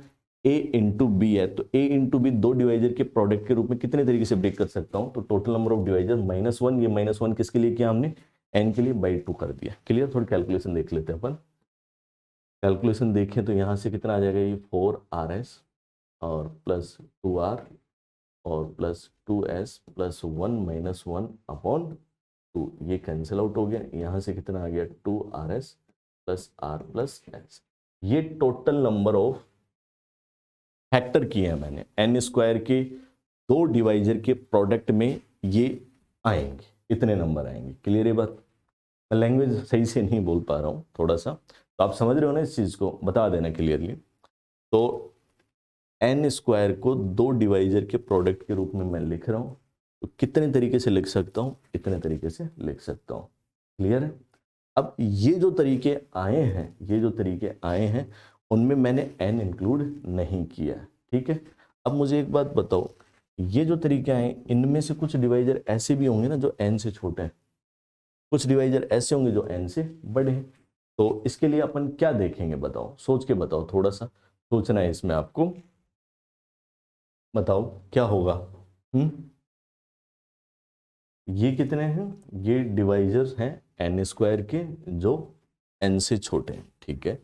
लेकिन इनके अंदर जैसे n के कितने डिवाइजर होंगे, मैं आपसे बोलूं कि डिवाइजर ऑफ n, क्या बताओगे आप, total number of divisors of n, ये आ जाएगा r+1 इंटू s+1। इसके अंदर मैंने n को इंक्लूड किया हुआ, इसके अंदर n इंक्लूड है, ठीक। ये टोटल नंबर ऑफ डिवाइजर्स है n स्क्वायर के, आधे आधे अपन ने बांट ली, तो आधे डिवाइजर n से छोटे, आधे डिवाइजर n से बड़े, और n को आपने एक्सक्लूड कर दिया, ठीक है। तो इन डिवाइजर्स में वो डिवाइजर भी हैं जो n से डिवाइड हो रहे हैं, तो हमारा जो आंसर आएगा उसके लिए क्या करना पड़ेगा, ये जो n स्क्वायर के डिवाइजर हैं n से छोटे हैं, उनमें से वो डिवाइजर हटाने पड़ेंगे जो n के हैं, क्योंकि क्वेश्चन की डिमांड क्या है, n से छोटे डिवाइजर्स बताओ, लेकिन n उनको डिवाइड n को डिवाइड ना करते हो, तो n वाले डिवाइजर्स जितने भी आ रहे हैं उनको हटाना पड़ेगा। तो हमारा आंसर क्या है, 2rs plus r+s minus r+1 और ये s+1। क्लियर, अब ये जो मैंने लिखे हैं इनमें क्या है, n इंक्लूड है और इनमें हम n पहले ही हटा चुके हैं, तो पहले मैं -1 कर दूं यहाँ पे। अब इसको देखो आप, तो ये 2rs plus r+s minus multiply करो rs r+s+1 -1। क्लियर है, ये कैंसिल आउट, r से ये चला गया, तो rs माइनस rs कितना आ गया, r इंटू r क्या था मेरे पास, r है मेरे पास 11, s क्या है मेरे पास 29, तो मेरा आंसर यहाँ से क्या आ जाएगा, आंसर आ जाएगा 11 इंटू 29, जो कि कितना है 319। क्लियर, ये मेरा आंसर आ जाएगा। क्लियर, तो डाउट इसमें, मल्टीप्लाई कर लो 29 और 29 कितना आ जाएगा 9, ये 1 और ये 3। क्लियर, अब मैं आपको बताता हूँ क्या किया हमने इस क्वेश्चन में। थोड़ा सा कंफ्यूज, मैंने लैंग्वेज प्रॉपर यूज में नहीं ली, जो हो सकता है आपको प्रॉब्लम आए इसमें। मैं फिर से बता रहा हूँ इस क्वेश्चन को। जनरल मैंने कंसेप्ट बताया, और ये मतलब ये कंसेप्ट बेसिकली हर नंबर के लिए वैलिड हो। मैंने जनरल देख लिया, एन कोई नंबर है जिसके दो प्राइम फैक्टर है पी एंड क्यू, और पी रिपीट हो रहा है आर टाइम्स, क्यू रिपीट हो रहा है एस टाइम। तो एन स्क्वायर कितना हो गया, पी की पावर 2r, क्यू की पावर 2s। मैं आपसे बोलूं कि एन स्क्वायर के टोटल नंबर ऑफ डिवाइजर्स कितने हैं, तो वो तो आप इजीली बता सकते हो, 2r+1 और 2s+1 फॉर्मूला होता है, पीएनसी में हम पढ़ते हैं। यस और नो? ठीक है। अब ये जो टोटल नंबर ऑफ डिवाइजर्स हैं, इनमें कुछ डिवाइजर एन से छोटे होंगे, कुछ डिवाइजर एन से बड़े होंगे। तो हर एक डिवाइजर जो एन से छोटा है उसके करस्पॉन्डिंग एक डिवाइजर एन से बड़ा भी आएगा, उन दोनों को मल्टीप्लाई करूंगा तो मुझे एन स्क्वायर मिलेगा। यस और नो? मैं बोलता हूं कि एन स्क्वायर ए इंटू बी आ रहा है। अब ये जो ए है ना, वो सारे के सारे नंबर हैं जो एन से छोटे हैं, और बी क्या है, इन दोनों का प्रोडक्ट एन स्क्वायर आ रहा है, तो ऑब्वियस सी बात है बी क्या होंगे, एन से बड़े वाले नंबर, एन से छोटा नंबर इंटू एन से बड़ा नंबर। इस तरीके से हमने डिवाइजर लिए कि एन स्क्वायर बन गया। क्लियर? तो टोटल नंबर ऑफ डिवाइजर मैं निकालता हूं, जो total number of divisor which are less than N, less than N, excluding N. N को हमने हटा दिया, एन से छोटे हैं तो कितना हो जाएगा, 2r+1 2s+1 -1, एन को हटा दिया, बाई 2 कर दिया। तो ये वो नंबर ऑफ डिवाइजर हैं एन स्क्वायर के जो एन से छोटे हैं। ठीक, अब एन से छोटे हैं लेकिन इनमें वो डिवाइजर भी आ रहे हैं जो एन को डिवाइड करते हैं। क्वेश्चन की डिमांड क्या है कि भाई वो नहीं लेने अपने को जो एन को डिवाइड करते हैं। तो एन के डिवाइजर्स बताओ कितने होंगे, एन ये रहा, एन के डिवाइजर्स r+1 s+1, इनमें अपन ने एन इंक्लूड किया। तो ये एन स्क्वायर के divisors which are less than N, ये एन के डिवाइजर है। क्लियर है? तो इसमें से मैं इसको सब्ट्रैक्ट कर देता हूं, ये -1 क्यों किया मैंने, एन को हटाने के लिए। क्लियर है? तो मेरे पास वो डिवाइजर बचेंगे एन स्क्वायर के, कौन से डिवाइजर बचेंगे, जो एन से छोटे हैं लेकिन एन को डिवाइड नहीं करते। वहां से मेरे को आंसर मिलता है r इंटू एस। आर की वैल्यू और एस की वैल्यू यहां से पुट करता हूं, मेरा आंसर। अच्छा क्वेश्चन है, डिवाइजर से रिलेटेड, आप देखना है इसको। चलो नेक्स्ट क्वेश्चन पे चलते हैं। आपकी स्क्रीन पे ये रहा, देखो क्या कह रहे हैं, the number of ways in which two N objects of one type, two N objects of one type, two N of another type, two N of another type and 2n of third type can be divided between two persons so that each may have 3n objects।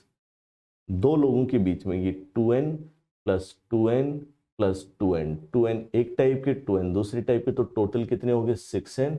ये 6n object मैं दो person में बांट रहा हूँ, person number 1, person number 2। इसके पास कितने आ रहे हैं, 3n आ रहे हैं, और इसके पास कितने आ रहे हैं, 3n आ रहे हैं। इतने तरीके से आप बांट सकते हो, alpha N square plus beta N plus gamma, find the value of alpha plus beta plus gamma. अब आप एक पे फोकस करो। बेसिकली मान लो पर्सन 1 है, पर्सन 1 के पास टोटल कितने हैं, 3n ऑब्जेक्ट्स हैं। उन 3n ऑब्जेक्ट्स में से x1 टाइप 1 के हैं, टाइप 1 के, x2 ऑब्जेक्ट्स हैं, वो क्या है, टाइप 2 के हैं, वो क्या है, टाइप 2 के। x3 ऑब्जेक्ट्स हैं, वो क्या है, टाइप 3 के, वो क्या है, टाइप 3 के। मतलब पर्सन 1 है या पर्सन 2, कोई भी ले लो एक, जितने तरीके से आप पर्सन 1 को दोगे तो ऑटोमेटिकली बचे हुए P2 के पास चले जाएंगे, पर्सन 2 के पास चले जाएंगे। क्लियर? ओके। तो P1 के पास टोटल नंबर ऑफ ऑब्जेक्ट्स कितने हैं, 3n। P1 के पास टोटल नंबर ऑफ ऑब्जेक्ट्स कितने हैं, 3n। ठीक है। x1 plus x2 plus x3 equal to क्या होना चाहिए, 3n होना चाहिए। x1 टाइप 1 के ऑब्जेक्ट है, x2 टाइप 2 के, x3 टाइप 3 के। क्लियर है बात? ओके। तो मुझे बताओ x1 पे लिमिट क्या लगेगी, x1 पे लिमिट लगेगी 0 से लेके क्या है, so that each may have 3n objects। देखो, the number of ways in which 2n objects of one type, 2n objects of another type, 2n objects of third type can be divided between two persons so that each may have 3n objects। बस इसने कहा कि भाई इसके पास 3n, इसके पास 3n, इसके अलावा और कोई कंडीशन नहीं लगाई। तो x1 plus x2 plus x3 equal to क्या हो गया, 3n। x1 की वैल्यू क्या हो सकती है, 0 से लेके 2n हो सकती है, x2 की वैल्यू क्या हो सकती है, 0 से लेके 2n हो सकती है, और x3 की वैल्यू क्या हो सकती है, 0 से लेके 2n हो सकती है। यही है कंडीशन। आराम से देखो इस चीज को, आराम से देखो क्या आएगा, यही तो आएगी कंडीशन, यस और नो। ठीक है, तो क्या लिखूंगा मैं, ये 3n ऑब्जेक्ट है, x1 x2 x3 में डिवाइड करने हैं, तो बैगर मेथड लगा के मेरा आंसर क्या लिखूंगा मैं, आंसर लिखूंगा मैं 3n, 3 में डिवाइड करना है, प्लस 3 माइनस 1 c3 माइनस 1। अब इसमें वो केस आ गई जब किसी एक टाइप के ऑब्जेक्ट क्या हो गए, 2n से ज्यादा हो गए, 2n से ज्यादा हो गए। जैसे लेट से ये 3n आपने x1 x2 x3 में डिस्ट्रीब्यूट किया, ठीक है, तो ये 3n में से मान लो इसके पास क्या हो गए, 2n प्लस 1 हो गए। कितने हो गए यहाँ पे, 2n प्लस 1, तो बचे कितने, n माइनस 1। इन n माइनस 1 ऑब्जेक्ट को, इन n माइनस 1 ऑब्जेक्ट को मेरे को इन 3 में डिस्ट्रीब्यूट करना है। फिर इन n माइनस 1 ऑब्जेक्ट को कितने में डिस्ट्रीब्यूट करना है, किसी एक के पास ग्रेटर देन 2n चलेंगे, या फिर मैं ऐसा बोलूं कितने ऑब्जेक्ट चलेंगे, 2n प्लस 1 चलेंगे, जो कि पॉसिबल नहीं है। तो किसी एक को, 3 में से एक को सिलेक्ट करो और उसको 2n प्लस 1 ऑब्जेक्ट दे दो, तो बचे कितने पीछे, n माइनस 1 बच गए। उन n माइनस 1 को 3 में डिस्ट्रीब्यूट करना है, तो कितना आ जाएगा, n माइनस 1 प्लस 3 माइनस 1 और c3 माइनस 1। क्लियर ये बात, कोई डाउट इसमें? यहां से कितना आ गया, ये 3n plus 2 c2 minus 3 into ये कितना आ गया, n प्लस 1 c2। इतने तरीके से आप ये डिस्ट्रीब्यूशन कर सकते हो, इतने वेज हैं हमारे पास।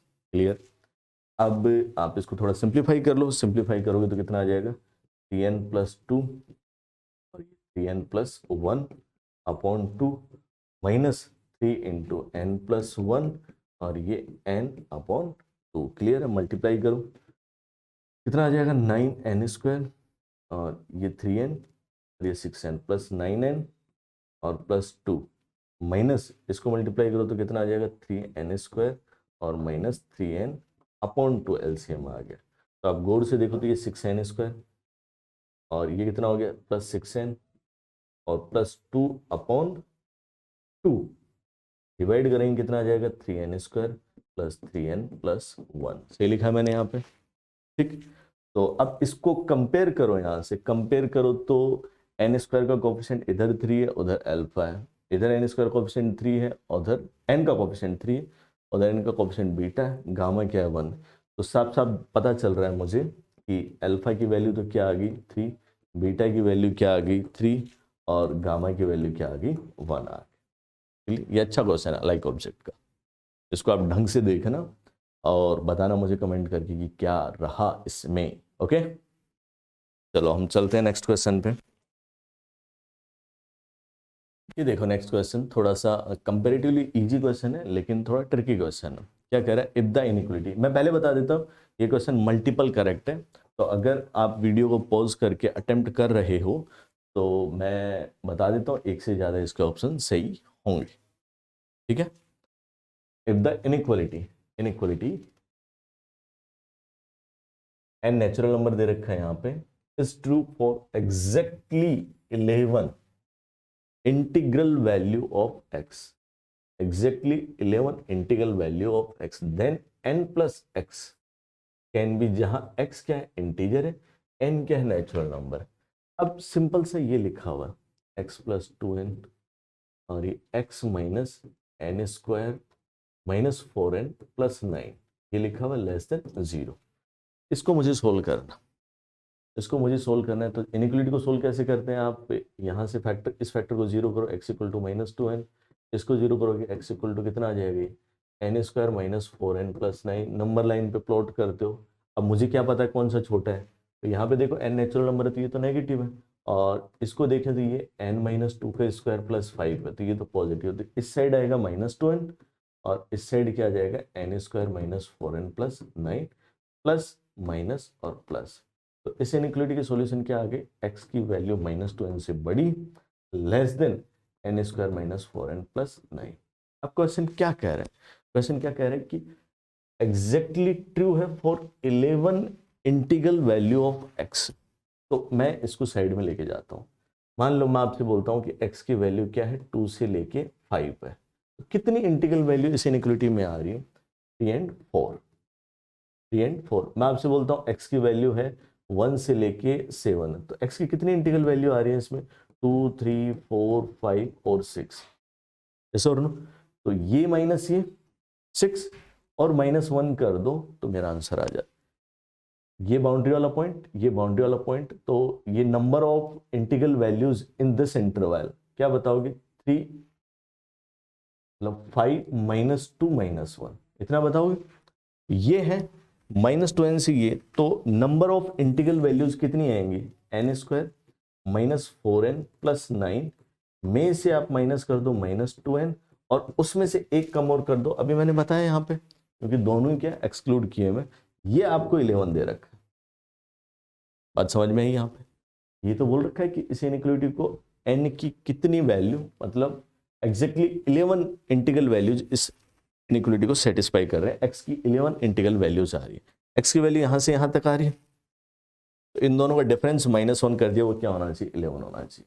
क्लियर है, ठीक है। तो अब थोड़ा सिंप्लीफाई कर लो यहाँ से, n² और -4n और ये कितना हो गया यहाँ से देखो, n² -4n + 2n तो -2n हो गया, और ये 9 -1 8 को इधर लेके आए तो कितना हो जाएगा, -3 = 0। यहाँ से फैक्टर करें अपन तो ये n-3 और ये n + 1 = 0 आ रहा है। तो n की वैल्यू कितनी आ गई, 3 और n की वैल्यू कितनी आ गई, -1। तो -1 तो पॉसिबल नहीं क्योंकि क्या बोला इसने, क्या बोला इसने, n एक नेचुरल नंबर, n की वैल्यू 3 लेंगे अपन, ठीक है। n की वैल्यू 3 लेते हैं तो बताओ x क्या हो गया मेरे पास, इस सिचुएशन में x क्या आ जाएगा, ये n3 लिया तो x की वैल्यू क्या आ जाएगी, n3 है तो x की वैल्यू आ जाएगी मेरे पास -6 से, इसमें रखो 3 रखोगे तो कितना हो जाएगा, 9 -12 और ये 9 8 -6 से 6 आ गया। ये x की वैल्यू आती है और n आता है हमारे पास 3। तो बताओ n + x कितना हो गया, -6 + n और ये 6 + n। n क्या है मेरे पास, 3 है, रख दो यहाँ पे। तो n + x की वैल्यू कितनी आ जाएगी, -3 से लेके 9। n + x की वैल्यू -3 से लेके 9 हो सकती है। तो -3 से लेके 9 में कौन कौन से ऑप्शन आ रहे हैं आपके पास, बताओ। ये आ रहा है 8 आ रहा है, उसमें n + x की वैल्यू 8 हो सकती है, बिल्कुल सही है। 6 हो सकती है, बिल्कुल सही है। -14 तो नहीं हो सकती, -2 हो सकती है। तो फर्स्ट, सेकंड और फोर्थ मेरे करेक्ट ऑप्शन है। क्लियर है, चलें आगे अपन नेक्स्ट क्वेश्चन पे। देखो ये थोड़ा सा ट्रिकी क्वेश्चन है। The number of 3 digit number, 3 digit number n क्या दे रखा है, ABC दे रखा है, सच दैट, ये जो कंडीशन है ना, इस कंडीशन को फॉलो करने चाहिए। A <= B, B greater C। कितने आएंगे, नंबर ऑफ 3 डिजिट नंबर।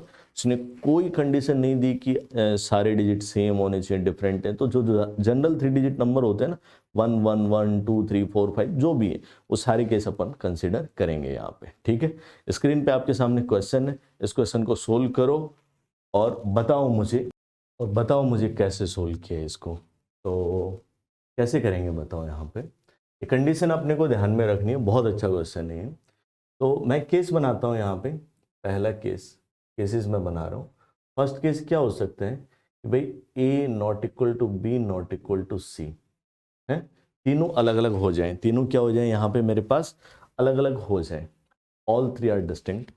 और साथ में मैं ये भी ले लेता हूँ, 0 वाला केस प्रॉब्लम करेगा। तो देखो A तो 0 हो नहीं सकता है यहाँ पे, B भी 0 नहीं हो सकता क्योंकि B C से बड़ा है और B क्या है, A से >= तो A 0 नहीं हो सकता तो B भी 0 नहीं हो सकता। C की वैल्यू 0 हो सकती है, तो मैं ये बोल देता हूँ कि C ≠ 0। इस सिचुएशन में बोल देता हूँ C की वैल्यू 0 नहीं है। तो बताओ क्या आएगा हमारा आंसर। तो मेरे पास कितने डिजिट बचे, 1 2 3 4 से लेके 7 8 9, 9 डिजिट है। इन 9 डिजिट में से मेरे को 3 डिजिट सेलेक्ट करने हैं। तो कितने वेज से मैं सिलेक्ट कर सकता हूं, 9C3। ठीक है, अब उनका अरेंजमेंट भी अपने को देखना है। लेट से मैंने 3 डिजिट सेलेक्ट की, 1 2 3 सेलेक्ट कर लिया मैंने, 1 2 और 3 सेलेक्ट किया, तो बी है ग्रेटर देन ए होना चाहिए, बी ग्रेटर देन सी होना चाहिए। तो इन 1 2 3 से मैं इस कंडीशन को सेटिस्फाई करने वाले नंबर क्या क्या बना सकता हूं। 3 बीच में आएगा, 3 बीच में आएगा, इधर 1 2 ले लो और इधर 2 1 ले लो, इंटू 2। इतने तरीके से इस कंडीशन को सेटिस्फाई करने वाले 3 डिजिट नंबर बना सकता हूं, जिनमें सारे के सारे डिजिट क्या होंगे, डिफरेंट होंगे। क्लियर है बात? इसको आप आराम से देखो, ढंग से देखो और समझो क्या हो रहा है। ठीक, अब सेकंड केस क्या हो सकता है? सेकंड केस क्या हो सकता है भाई, ए नॉट इक्वल टू बी और सी क्या हो जाए, 0 हो जाए। सी क्या हो जाए, 0 हो जाए। तो सी तो आपने फिक्स कर दिया कि भाई 0 है, और ए और बी को आपने इक्वल नहीं किया। तो बेसिकली क्या करना है मुझे, जो 9 डिजिट हैं उन 9 डिजिट में से मेरे को 2 डिजिट सेलेक्ट करने हैं, 9C2, यस और नो। 2 डिजिट सेलेक्ट करने, उनको अरेंज करने का तरीका, लेट से मैंने 1 2 और ये 0, सी तो 0 है ही, अब इनको सेलेक्ट कर लिया। अब इस कंडीशन को सेटिस्फाई करना है तो ए की वैल्यू 1 ही लेंगे और बी की वैल्यू क्या लेंगे, 2 लेंगे। इसके अलावा 2,1 ये 2 1 0 तो होगा नहीं, तो इनको अरेंज करने का एक मेथड है। क्लियर है बात? ठीक है। नेक्स्ट केस अगर हम देखें तो नेक्स्ट केस क्या हो सकता है हमारे पास, हमने देखा यहाँ पे ए नॉट इक्वल टू बी, तो नेक्स्ट केस में ऐसा कर लें अपन, ए इक्वल टू बी हो जाए और सी नॉट इक्वल टू 0 हो जाए। सी 0 नहीं ले रहा, मैं सी 0 नहीं ले रहा, तो उस सिचुएशन में क्या आएगा बताओ, A equal to B, C not equal to 0, क्या आएगा बताओ। तो ए इक्वल टू बी है और सी 0 नहीं है, ठीक है। तो ऑब्वियस सी बात है, बी सी के इक्वल भी नहीं हो सकता, बी ग्रेटर देन सी चाहिए, तो जो सी आएगा वो इन दोनों से अलग आएगा। तो मेरे को अभी भी 9 में से 2 डिजिट सेलेक्ट करनी पड़ेंगी, 9 में से 2 नंबर सेलेक्ट करने पड़ेंगे, और उन 2 नंबर को कैसे अरेंज करूंगा। लेट से मैंने 2 और 5 सेलेक्ट किया, तो ए 5 हो जाएगा, बी भी क्या हो जाएगा, 5 हो जाएगा, और सी क्या हो जाएगा, 2 हो जाएगा। इस कंडीशन को सेटिस्फाई, तो उनको अरेंज करने का तरीका मेरे पास क्या है, एक ही है। आराम से सोच के देखो इसको कि किस तरीके से हम ये कर रहे हैं, किस तरीके से हम ये कर रहे हैं, आराम से सोच के देखो तुम इसको। ठीक है, कोई डाउट इसमें बताओ, कोई डाउट हो तो। नेक्स्ट केस क्या हो सकता है, नेक्स्ट केस क्या हो सकता है कि भाई ए इक्वल टू बी हो जाए और सी की वैल्यू क्या हो जाए, 0 हो जाए। तो सी तो आपने फिक्स कर लिया कि भाई ए इक्वल टू बी और सी इक्वल टू 0 हो जाए। तो इस सिचुएशन में मेरे को 9 में से केवल एक नंबर सेलेक्ट करना है। 0 तो आपने पहले सेलेक्ट कर लिया, तो यहाँ से मान लो 1 सेलेक्ट किया तो 1 1 0, 2 सेलेक्ट किया तो 2 2 0, 3 सेलेक्ट किया तो 3 3 0, ये केस बनेंगे।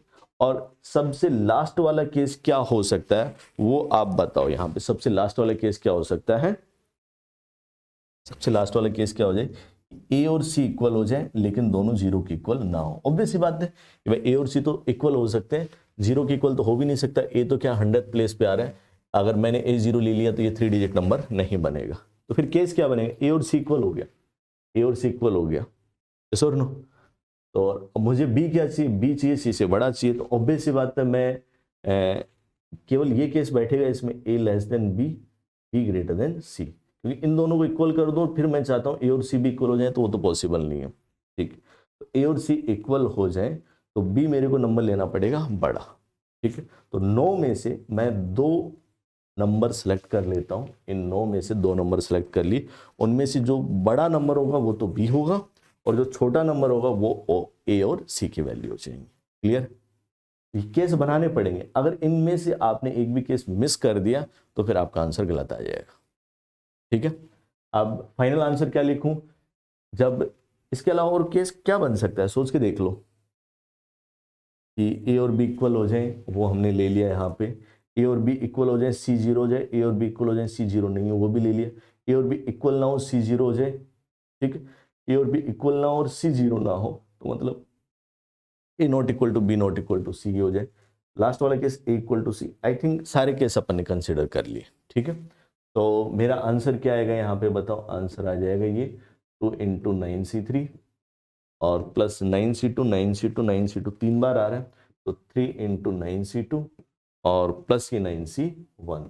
फिर कैलकुलेशन कर लें अपन, तो ये 2 × 9 × 8 × 7 upon 3 × 2 plus 3 × 9 × 8 upon 2 plus 9। Clear है बात? ये 6 चला गया यहाँ से, ये 3 और ये 2 चला गया, ये 2 चला गया, ठीक।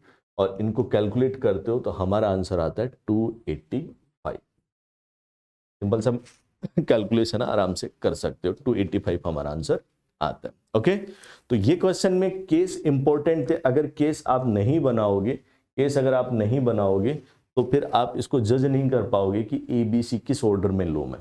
बहुत अच्छा क्वेश्चन है, इसको आराम से लगाना और मुझे कमेंट करके बताना आप लोगों को कैसा लगा ये, ठीक है। चलो नेक्स्ट क्वेश्चन पे चलते हैं हम। ये वाला next question, 8 clay targets are arranged as shown. If n be the number of different ways they can be shot one at a time.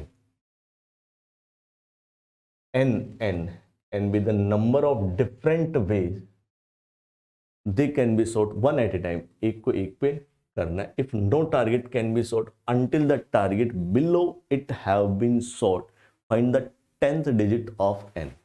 मतलब जैसे मैं इनको नंबर दे देता हूं, ये नंबर दे दिया x1, x2 और x3, y1, y2 और ये z1, z2 और z3। क्लियर है? अब क्वेश्चन ये कि यहाँ से अपने को टारगेट करना है, ऐसे बंदूक चलानी है, तो मैं x2 को नहीं हिट कर सकता, मुझे सबसे पहले x1 को हिट करना पड़ेगा। सबसे पहले किसको हिट करना पड़ेगा? x1 को। मैं y2 को तब तक हिट नहीं कर सकता जब तक मैं y1 को ना करूं। तो बेसिकली x1, x2, x3 को हिट तो करना ही है मुझे। तो मैं ये ले लेता हूँ x1, x2, x3, इनको साथ में ले लिया, y1, y2 इनको साथ में ले लिया, z1, z2, z3 इनको साथ में ले लिया। यस और नो? तो अब कैसे सोचूं मैं, कैसे सोचूं कि भाई अगर मुझे हिट करना है तो पहले मैं x1 को करूंगा, x2 और x3 का नंबर बाद में आएगा। पहले मैं y1 को करूंगा, y2 का नंबर बाद में आएगा। पहले मैं z1 को करूंगा, z2 का नंबर बाद में आएगा। तो इनमें तो कोई प्रॉब्लम नहीं है, इनमें तो कोई प्रॉब्लम नहीं है। x1, x2, x3 इनको ये मान लो ये अलाइक ऑब्जेक्ट वन टाइप की, अलाइक ऑब्जेक्ट अदर टाइप की, अलाइक ऑब्जेक्ट अदर टाइप के। क्लियर है बात? कोई डाउट इसमें? आराम से सोच के आंसर दो इसका कि क्या आ रहा है और क्या आएगा, आराम से सोच के बताओ। तो मैं ऐसे मान लेता हूँ कि ये अलाइक है, ये अलाइक है, ये अलाइक है, इनको मैं जितने तरीके से अरेंज करूंगा उतने ही वेज मेरे पास आ जाएंगे इस कंडीशन को सेटिस्फाई करने के लिए। तो मैं डायरेक्ट लिख देता हूँ 8 factorial upon 3 factorial, 3 factorial, 2 factorial think. ये कैसे लिखा हमने? क्लियर है? मुझे कमेंट सेक्शन में जरूर बताना। यहाँ से अब थोड़ा सा कैलकुलेशन कर लेते हैं। तो 8 × 7 × 6 × 5 × 4, 3 फैक्टोरियल चला गया और ये 3 × 2 और इंटू ये 2 आ गया। तो बताओ क्या आ रहा है? 2 × 2, ये 4 चला गया, यहाँ से कितना आ गया? ये 2 आ गया, ये 10 और ये 560 ये आ गया। ये हमारा n है और n का क्या बोल रखा है? 10th वाला डिजिट बताना है। तो हमारा आंसर क्या हो जाएगा? 6 आ जाएगा। 10th डिजिट बताना है इनका। क्लियर? ये अपने को सोचना है कि ये मैंने कैसे लिखा है, अलाइक ऑब्जेक्ट इनको कैसे माना और इनको अरेंज मैंने किस तरीके से किया। चलो नेक्स्ट क्वेश्चन। ये बहुत ही आसान सा क्वेश्चन है। ये एक तरीके से ये क्वेश्चन मान लो ये क्वेश्चन है आपका कॉन्फिडेंस बूस्टर वाला क्वेश्चन। ठीक है, क्या कह रहा है? M denote the number of 4 digit number. M किसको डिनोट करता है? Number of 4 digit number, number of 4 digit number such that the leftmost digit is odd. तो ये 4 डिजिट नंबर है तो मेरे पास 4 जगह रहेंगी। लेफ्ट मोस्ट वाली डिजिट क्या रहेगी? ऑड रहेगी। ये ऑड रहेगी, यहाँ पे क्या रहेगी? ऑड रहेगी। ठीक है, and the second digit from the left, left से सेकेंड वाली डिजिट ये है इज इवन, ये रहेगी, इवन रहेगी। And all 4 digits are different, all 4 digits are different. ठीक है, and denotes the number of 4 digit number such that the leftmost digit is even and odd second digit from the left, all 4 digit are। ठीक है, चलो पहले अपन m पे focus करते हैं, n अपन बाद में निकालेंगे। ठीक है, m पे कैसे फोकस करेंगे? क्या बोल रखा है? सारे डिजिट क्या होने चाहिए? डिफरेंट होने चाहिए। क्लियर है? तो मेरे पास 0, 2, 4, 6 एंड 8 ये तो इवन डिजिट है।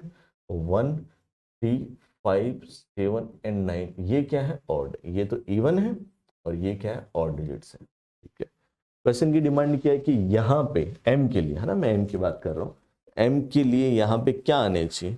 m के लिए यहाँ आने चाहिए ऑड डिजिट। तो ऑड डिजिट मैं यहाँ से ले सकता हूँ। तो इस प्लेस को फिल करने के लिए मेरे पास क्या है? 5 ऑप्शन। ये लेफ्ट से सेकंड वाला है। इस प्लेस को फिल करने के लिए मेरे पास कितने ऑप्शन है? कितने ऑप्शन है आप बताओ, आराम से बताओ। इवन डिजिट है।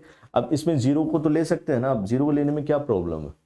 जीरो को तो ले ही सकते हैं, जीरो को लेने में क्या प्रॉब्लम है? यहाँ वाला तो नहीं लेंगे जीरो पर, और यहाँ तो वैसे भी ऑड है, तो ऑड में कोई जीरो है भी नहीं, होता भी नहीं। ठीक है, इस प्लेस को फिल करने के लिए मेरे पास कितने ऑप्शन है? 5। एक इवन चला गया इधर, एक ऑड चला गया इधर। टोटल नंबर ऑफ डिजिट कितनी होती है? टोटल नंबर ऑफ डिजिट कितनी होती है? 10 होती है। 2 डिजिट हमने बुक कर ली। क्वेश्चन की डिमांड क्या है कि सारी डिजिट क्या होनी चाहिए? डिफरेंट होनी चाहिए। इस प्लेस को फिल करने के लिए मेरे पास 8 ऑप्शन है, इस प्लेस को फिल करने के लिए मेरे पास 7 ऑप्शन है। तो बताओ m की वैल्यू क्या आ गई? m की value 5 into 5 into 8 into 7। Easy question था। ठीक है, अब मैं n पे आता हूँ। n के लिए क्या कह रहा है? वही 4 डिजिट नंबर बनाने हैं। ठीक है, and denote the number of 4 digit number such that the leftmost digit is even। यहां even आना चाहिए, सेकंड वाला odd आना चाहिए, और सारी डिजिट क्या होनी चाहिए? डिफरेंट होनी चाहिए। अब इवन में चक्कर पड़ जाता है किसका? जीरो का। ऑब्वियसली बात है, मैं यहां जीरो नहीं ले सकता, जीरो नहीं ले सकता। इसको फिल करने के लिए मेरे पास केवल 4 ऑप्शन।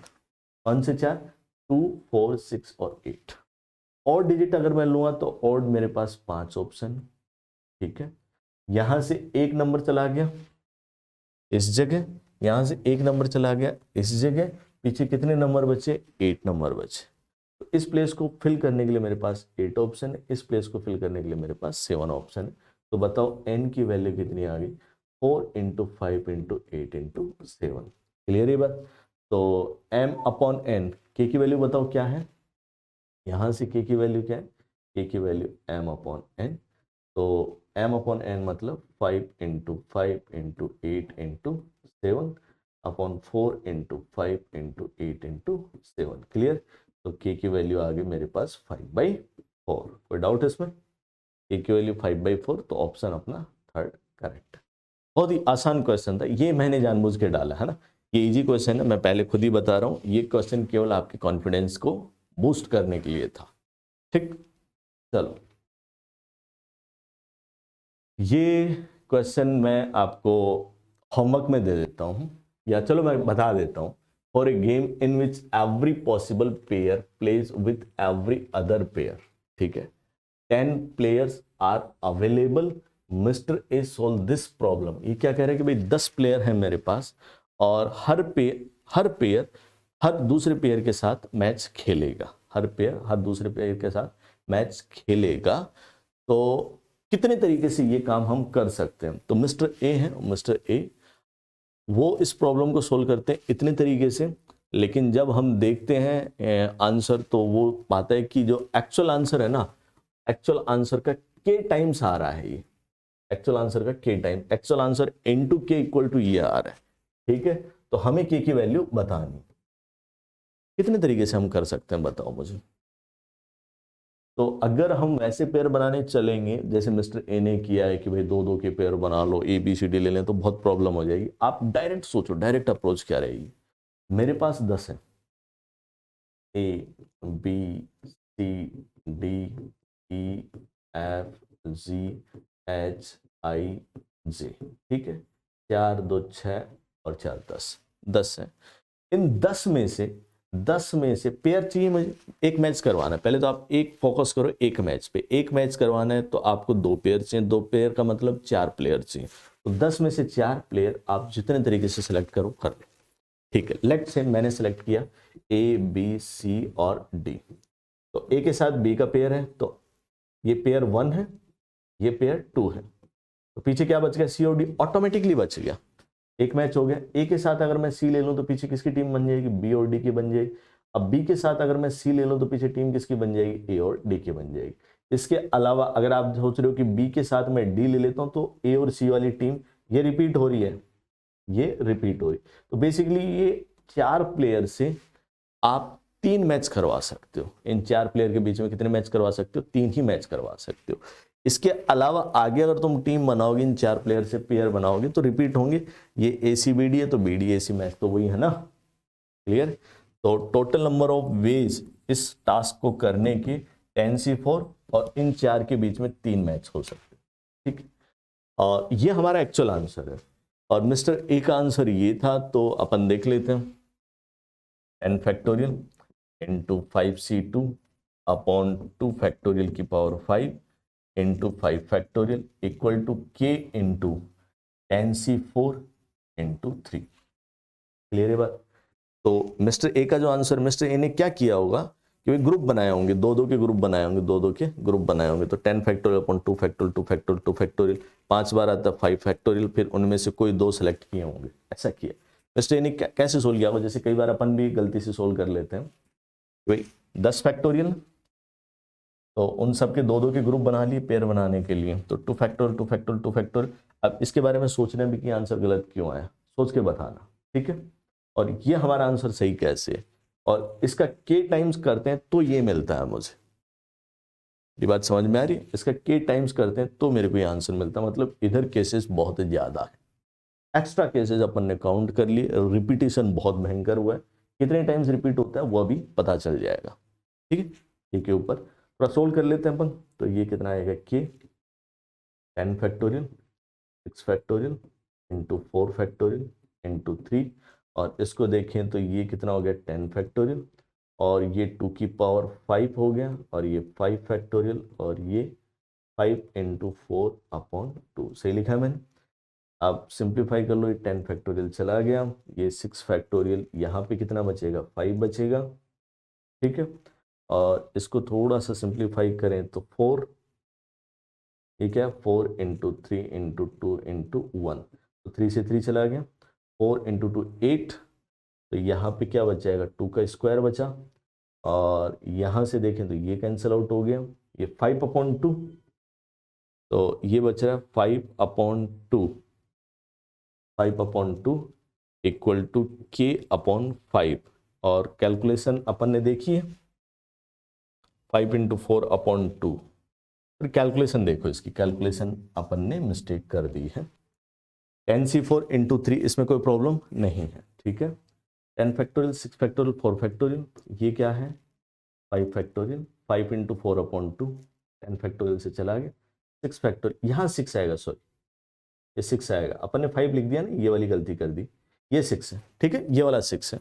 अब यहाँ से सिंप्लीफाई करता हूँ तो K की वैल्यू आती है मेरी 15 आती है, ठीक। कैलकुलेशन देख लिया करो ना एग्जाम में, ये 15 मेरा आंसर। तो एक्चुअल में मिस्टर ए ने 15 टाइम्स एक्स्ट्रा आंसर निकाले, इस चीज का अपने को ध्यान रखना है, ऐसे मिस्टेक ना हो, ठीक है। तो अब ये आज का लेक्चर मैं यहीं समाप्त करता हूँ। बस मैं एक क्वेश्चन और डिस्कस कर लेता हूँ जो लास्ट क्लास में मैंने होमवर्क दिया था, ठीक है। एक दो बच्चों ने कमेंट किया है कि सर वो क्वेश्चन हमें बताना, तो वो क्वेश्चन मैं यहाँ डिस्कस कर लेता हूँ, ठीक।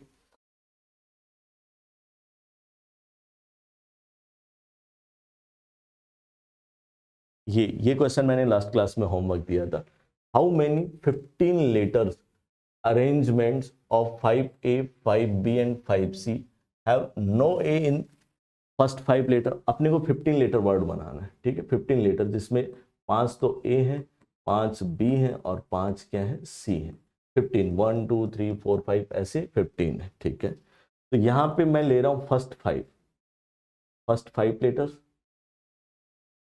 नेक्स्ट 5 लेटर्स, और इधर मैं ले रहा हूँ लास्ट 5 लेटर्स, ठीक है। अब जो फर्स्ट 5 लेटर हैं उसमें क्वेश्चन की डिमांड क्या है कि ए नहीं होना चाहिए। जो फर्स्ट 5 लेटर है उनमें क्वेश्चन की डिमांड क्या है कि ए नहीं होना चाहिए। क्या नहीं होना चाहिए? ए नहीं होना चाहिए। तो इसका मतलब क्या है कि यहाँ पे ए तो नहीं होगा, क्या हो सकता है? बी होगा और सी होगा। अब बी और सी में कैसे केस बनेंगे बताओ? बी और सी में केस कैसे बन सकते हैं कि भाई 5 बी हो जाए 0 सी हो जाए, या फिर क्या हो जाए कि 4 बी हो जाए और 1 सी हो जाए, या फिर क्या हो सकता है कि 3B हो जाए और 2C हो जाए, या फिर 2B हो जाए और 3C हो जाए, या फिर 1B हो जाए और 4C हो जाए। ये तो अलाइक है, यस और नो। और या फिर क्या हो सकता है कि 0B हो जाए और पांचों के पांचों C हो जाएं। तो इनका इनका अरेंजमेंट तो इनको हम कितने तरीके से अरेंज कर सकते हैं। मेरे पास 5B 0C है, फिक्स कर लिया मैंने। तो इनको अरेंज करने का तरीका क्या है कि 5 में से आप 0 जगह सेलेक्ट कर लो, या 5 में से 5 जगह सेलेक्ट कर लो, एक ही तरीका होगा। नेक्स्ट में क्या कह रहे हैं, नेक्स्ट 5 में बी नहीं होना चाहिए, बी नहीं होना चाहिए, ए होना चाहिए और सी होना चाहिए। तो इसके लिए क्या केस बन सकते हैं भाई, 5A हो जाए और 0C हो जाए, 4A हो जाए 1C हो जाए, ठीक है, और 3A हो जाए 2C हो जाए, और 2A हो जाए 3C हो जाए, 1A हो जाए और 4C हो जाए, 0A हो जाए और 5C हो जाए। क्लियर है बात। अब इसके लिए कितने केस बनेंगे, 5C0। इसके लिए कितने केस बनेंगे, 5C1। इसके लिए 5C2। इसके लिए 5C3। इसके लिए 5C4। इसके लिए 5C5। अब 5A हो जाए 0C हो जाए। इसके लिए देख रहा हूं मैं, यहाँ 5 लेटर आ गए, पांचों बी है, यहाँ पे पांचों ए हैं, और लास्ट में क्या बोल रहे हैं कि सी नहीं चाहिए, क्या चाहिए, ए और बी चाहिए। क्या केस बन सकते हैं, वही 5A हो जाए 0C हो जाए, यस और नो। 5A हो जाए 0C। तो ये तो आप ले नहीं सकते यहाँ पे 5A, तो क्योंकि 5A तो आपने पहले ले लिए, बी ले चुके आप, ए ले चुके आप, अब क्या ले लो यहाँ पे, सी आप नहीं ले सकते। सी ले सकते हो क्या, नहीं। तो फिर ये वाला केस देखो ना आप, इस सिचुएशन में ऐसा करो, इसको मैं मिटाता हूं, यहां बी ले लो, यहां क्या ले लो, सी ले लो, 5C ले लो, यहां पे 5C ले लो और 0A हो जाए। यहां पे क्या ले लो, 5A ले लो और 0B ले लो। क्लियर।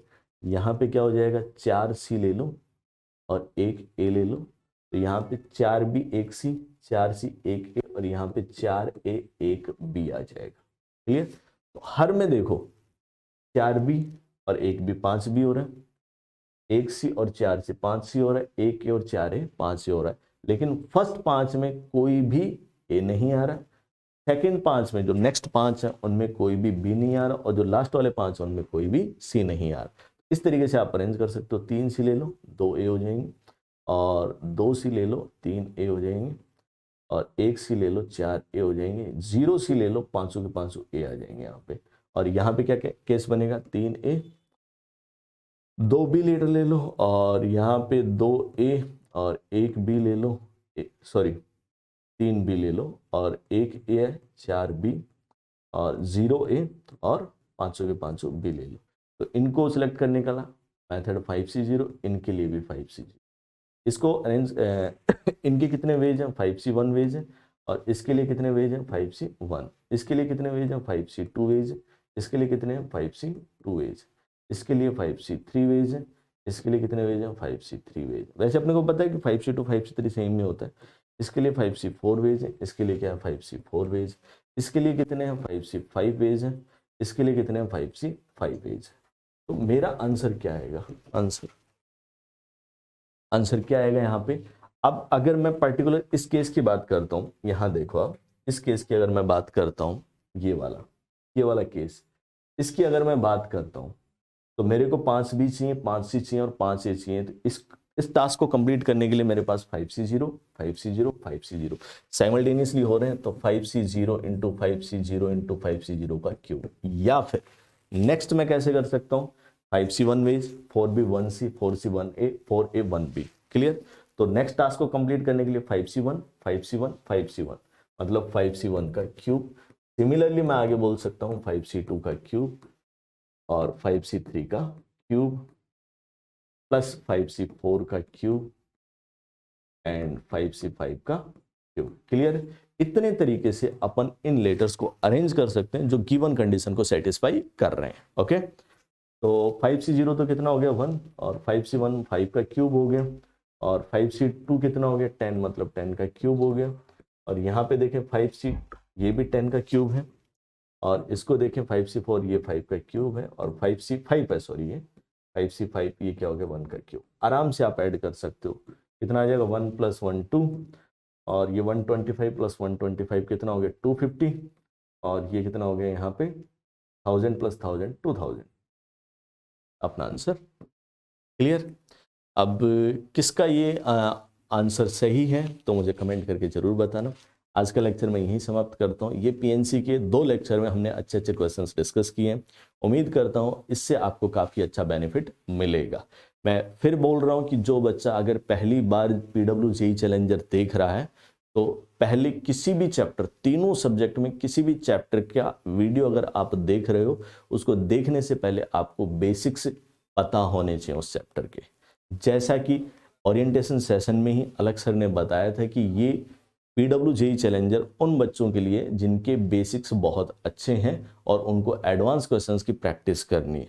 ठीक है, कुछ क्वेश्चन मैंने इसमें जरूर बेसिक लिए हैं, जिससे कि क्योंकि पीएनसी वाला चैप्टर थोड़ा सा क्या है, कॉन्फिडेंस को डाउन कर देता है बच्चों के। कुछ बच्चों का कॉन्फिडेंस इसमें पीएनसी में बहुत अच्छा रहता है, उनको बहुत अच्छे से समझ में आता है, और ज़्यादातर बच्चों को थोड़ा प्रॉब्लम आती है पीएनसी में। तो कुछ क्वेश्चन मैंने कॉन्फिडेंस को बूस्ट करने के लिए ईजी लिए। ठीक है, तो आने वाले टाइम में हम कुछ अच्छे अच्छे क्वेश्चंस और अच्छे अच्छे चैप्टर्स के साथ मिलेंगे। तब तक के लिए bye bye, all the best और मचाते रहो।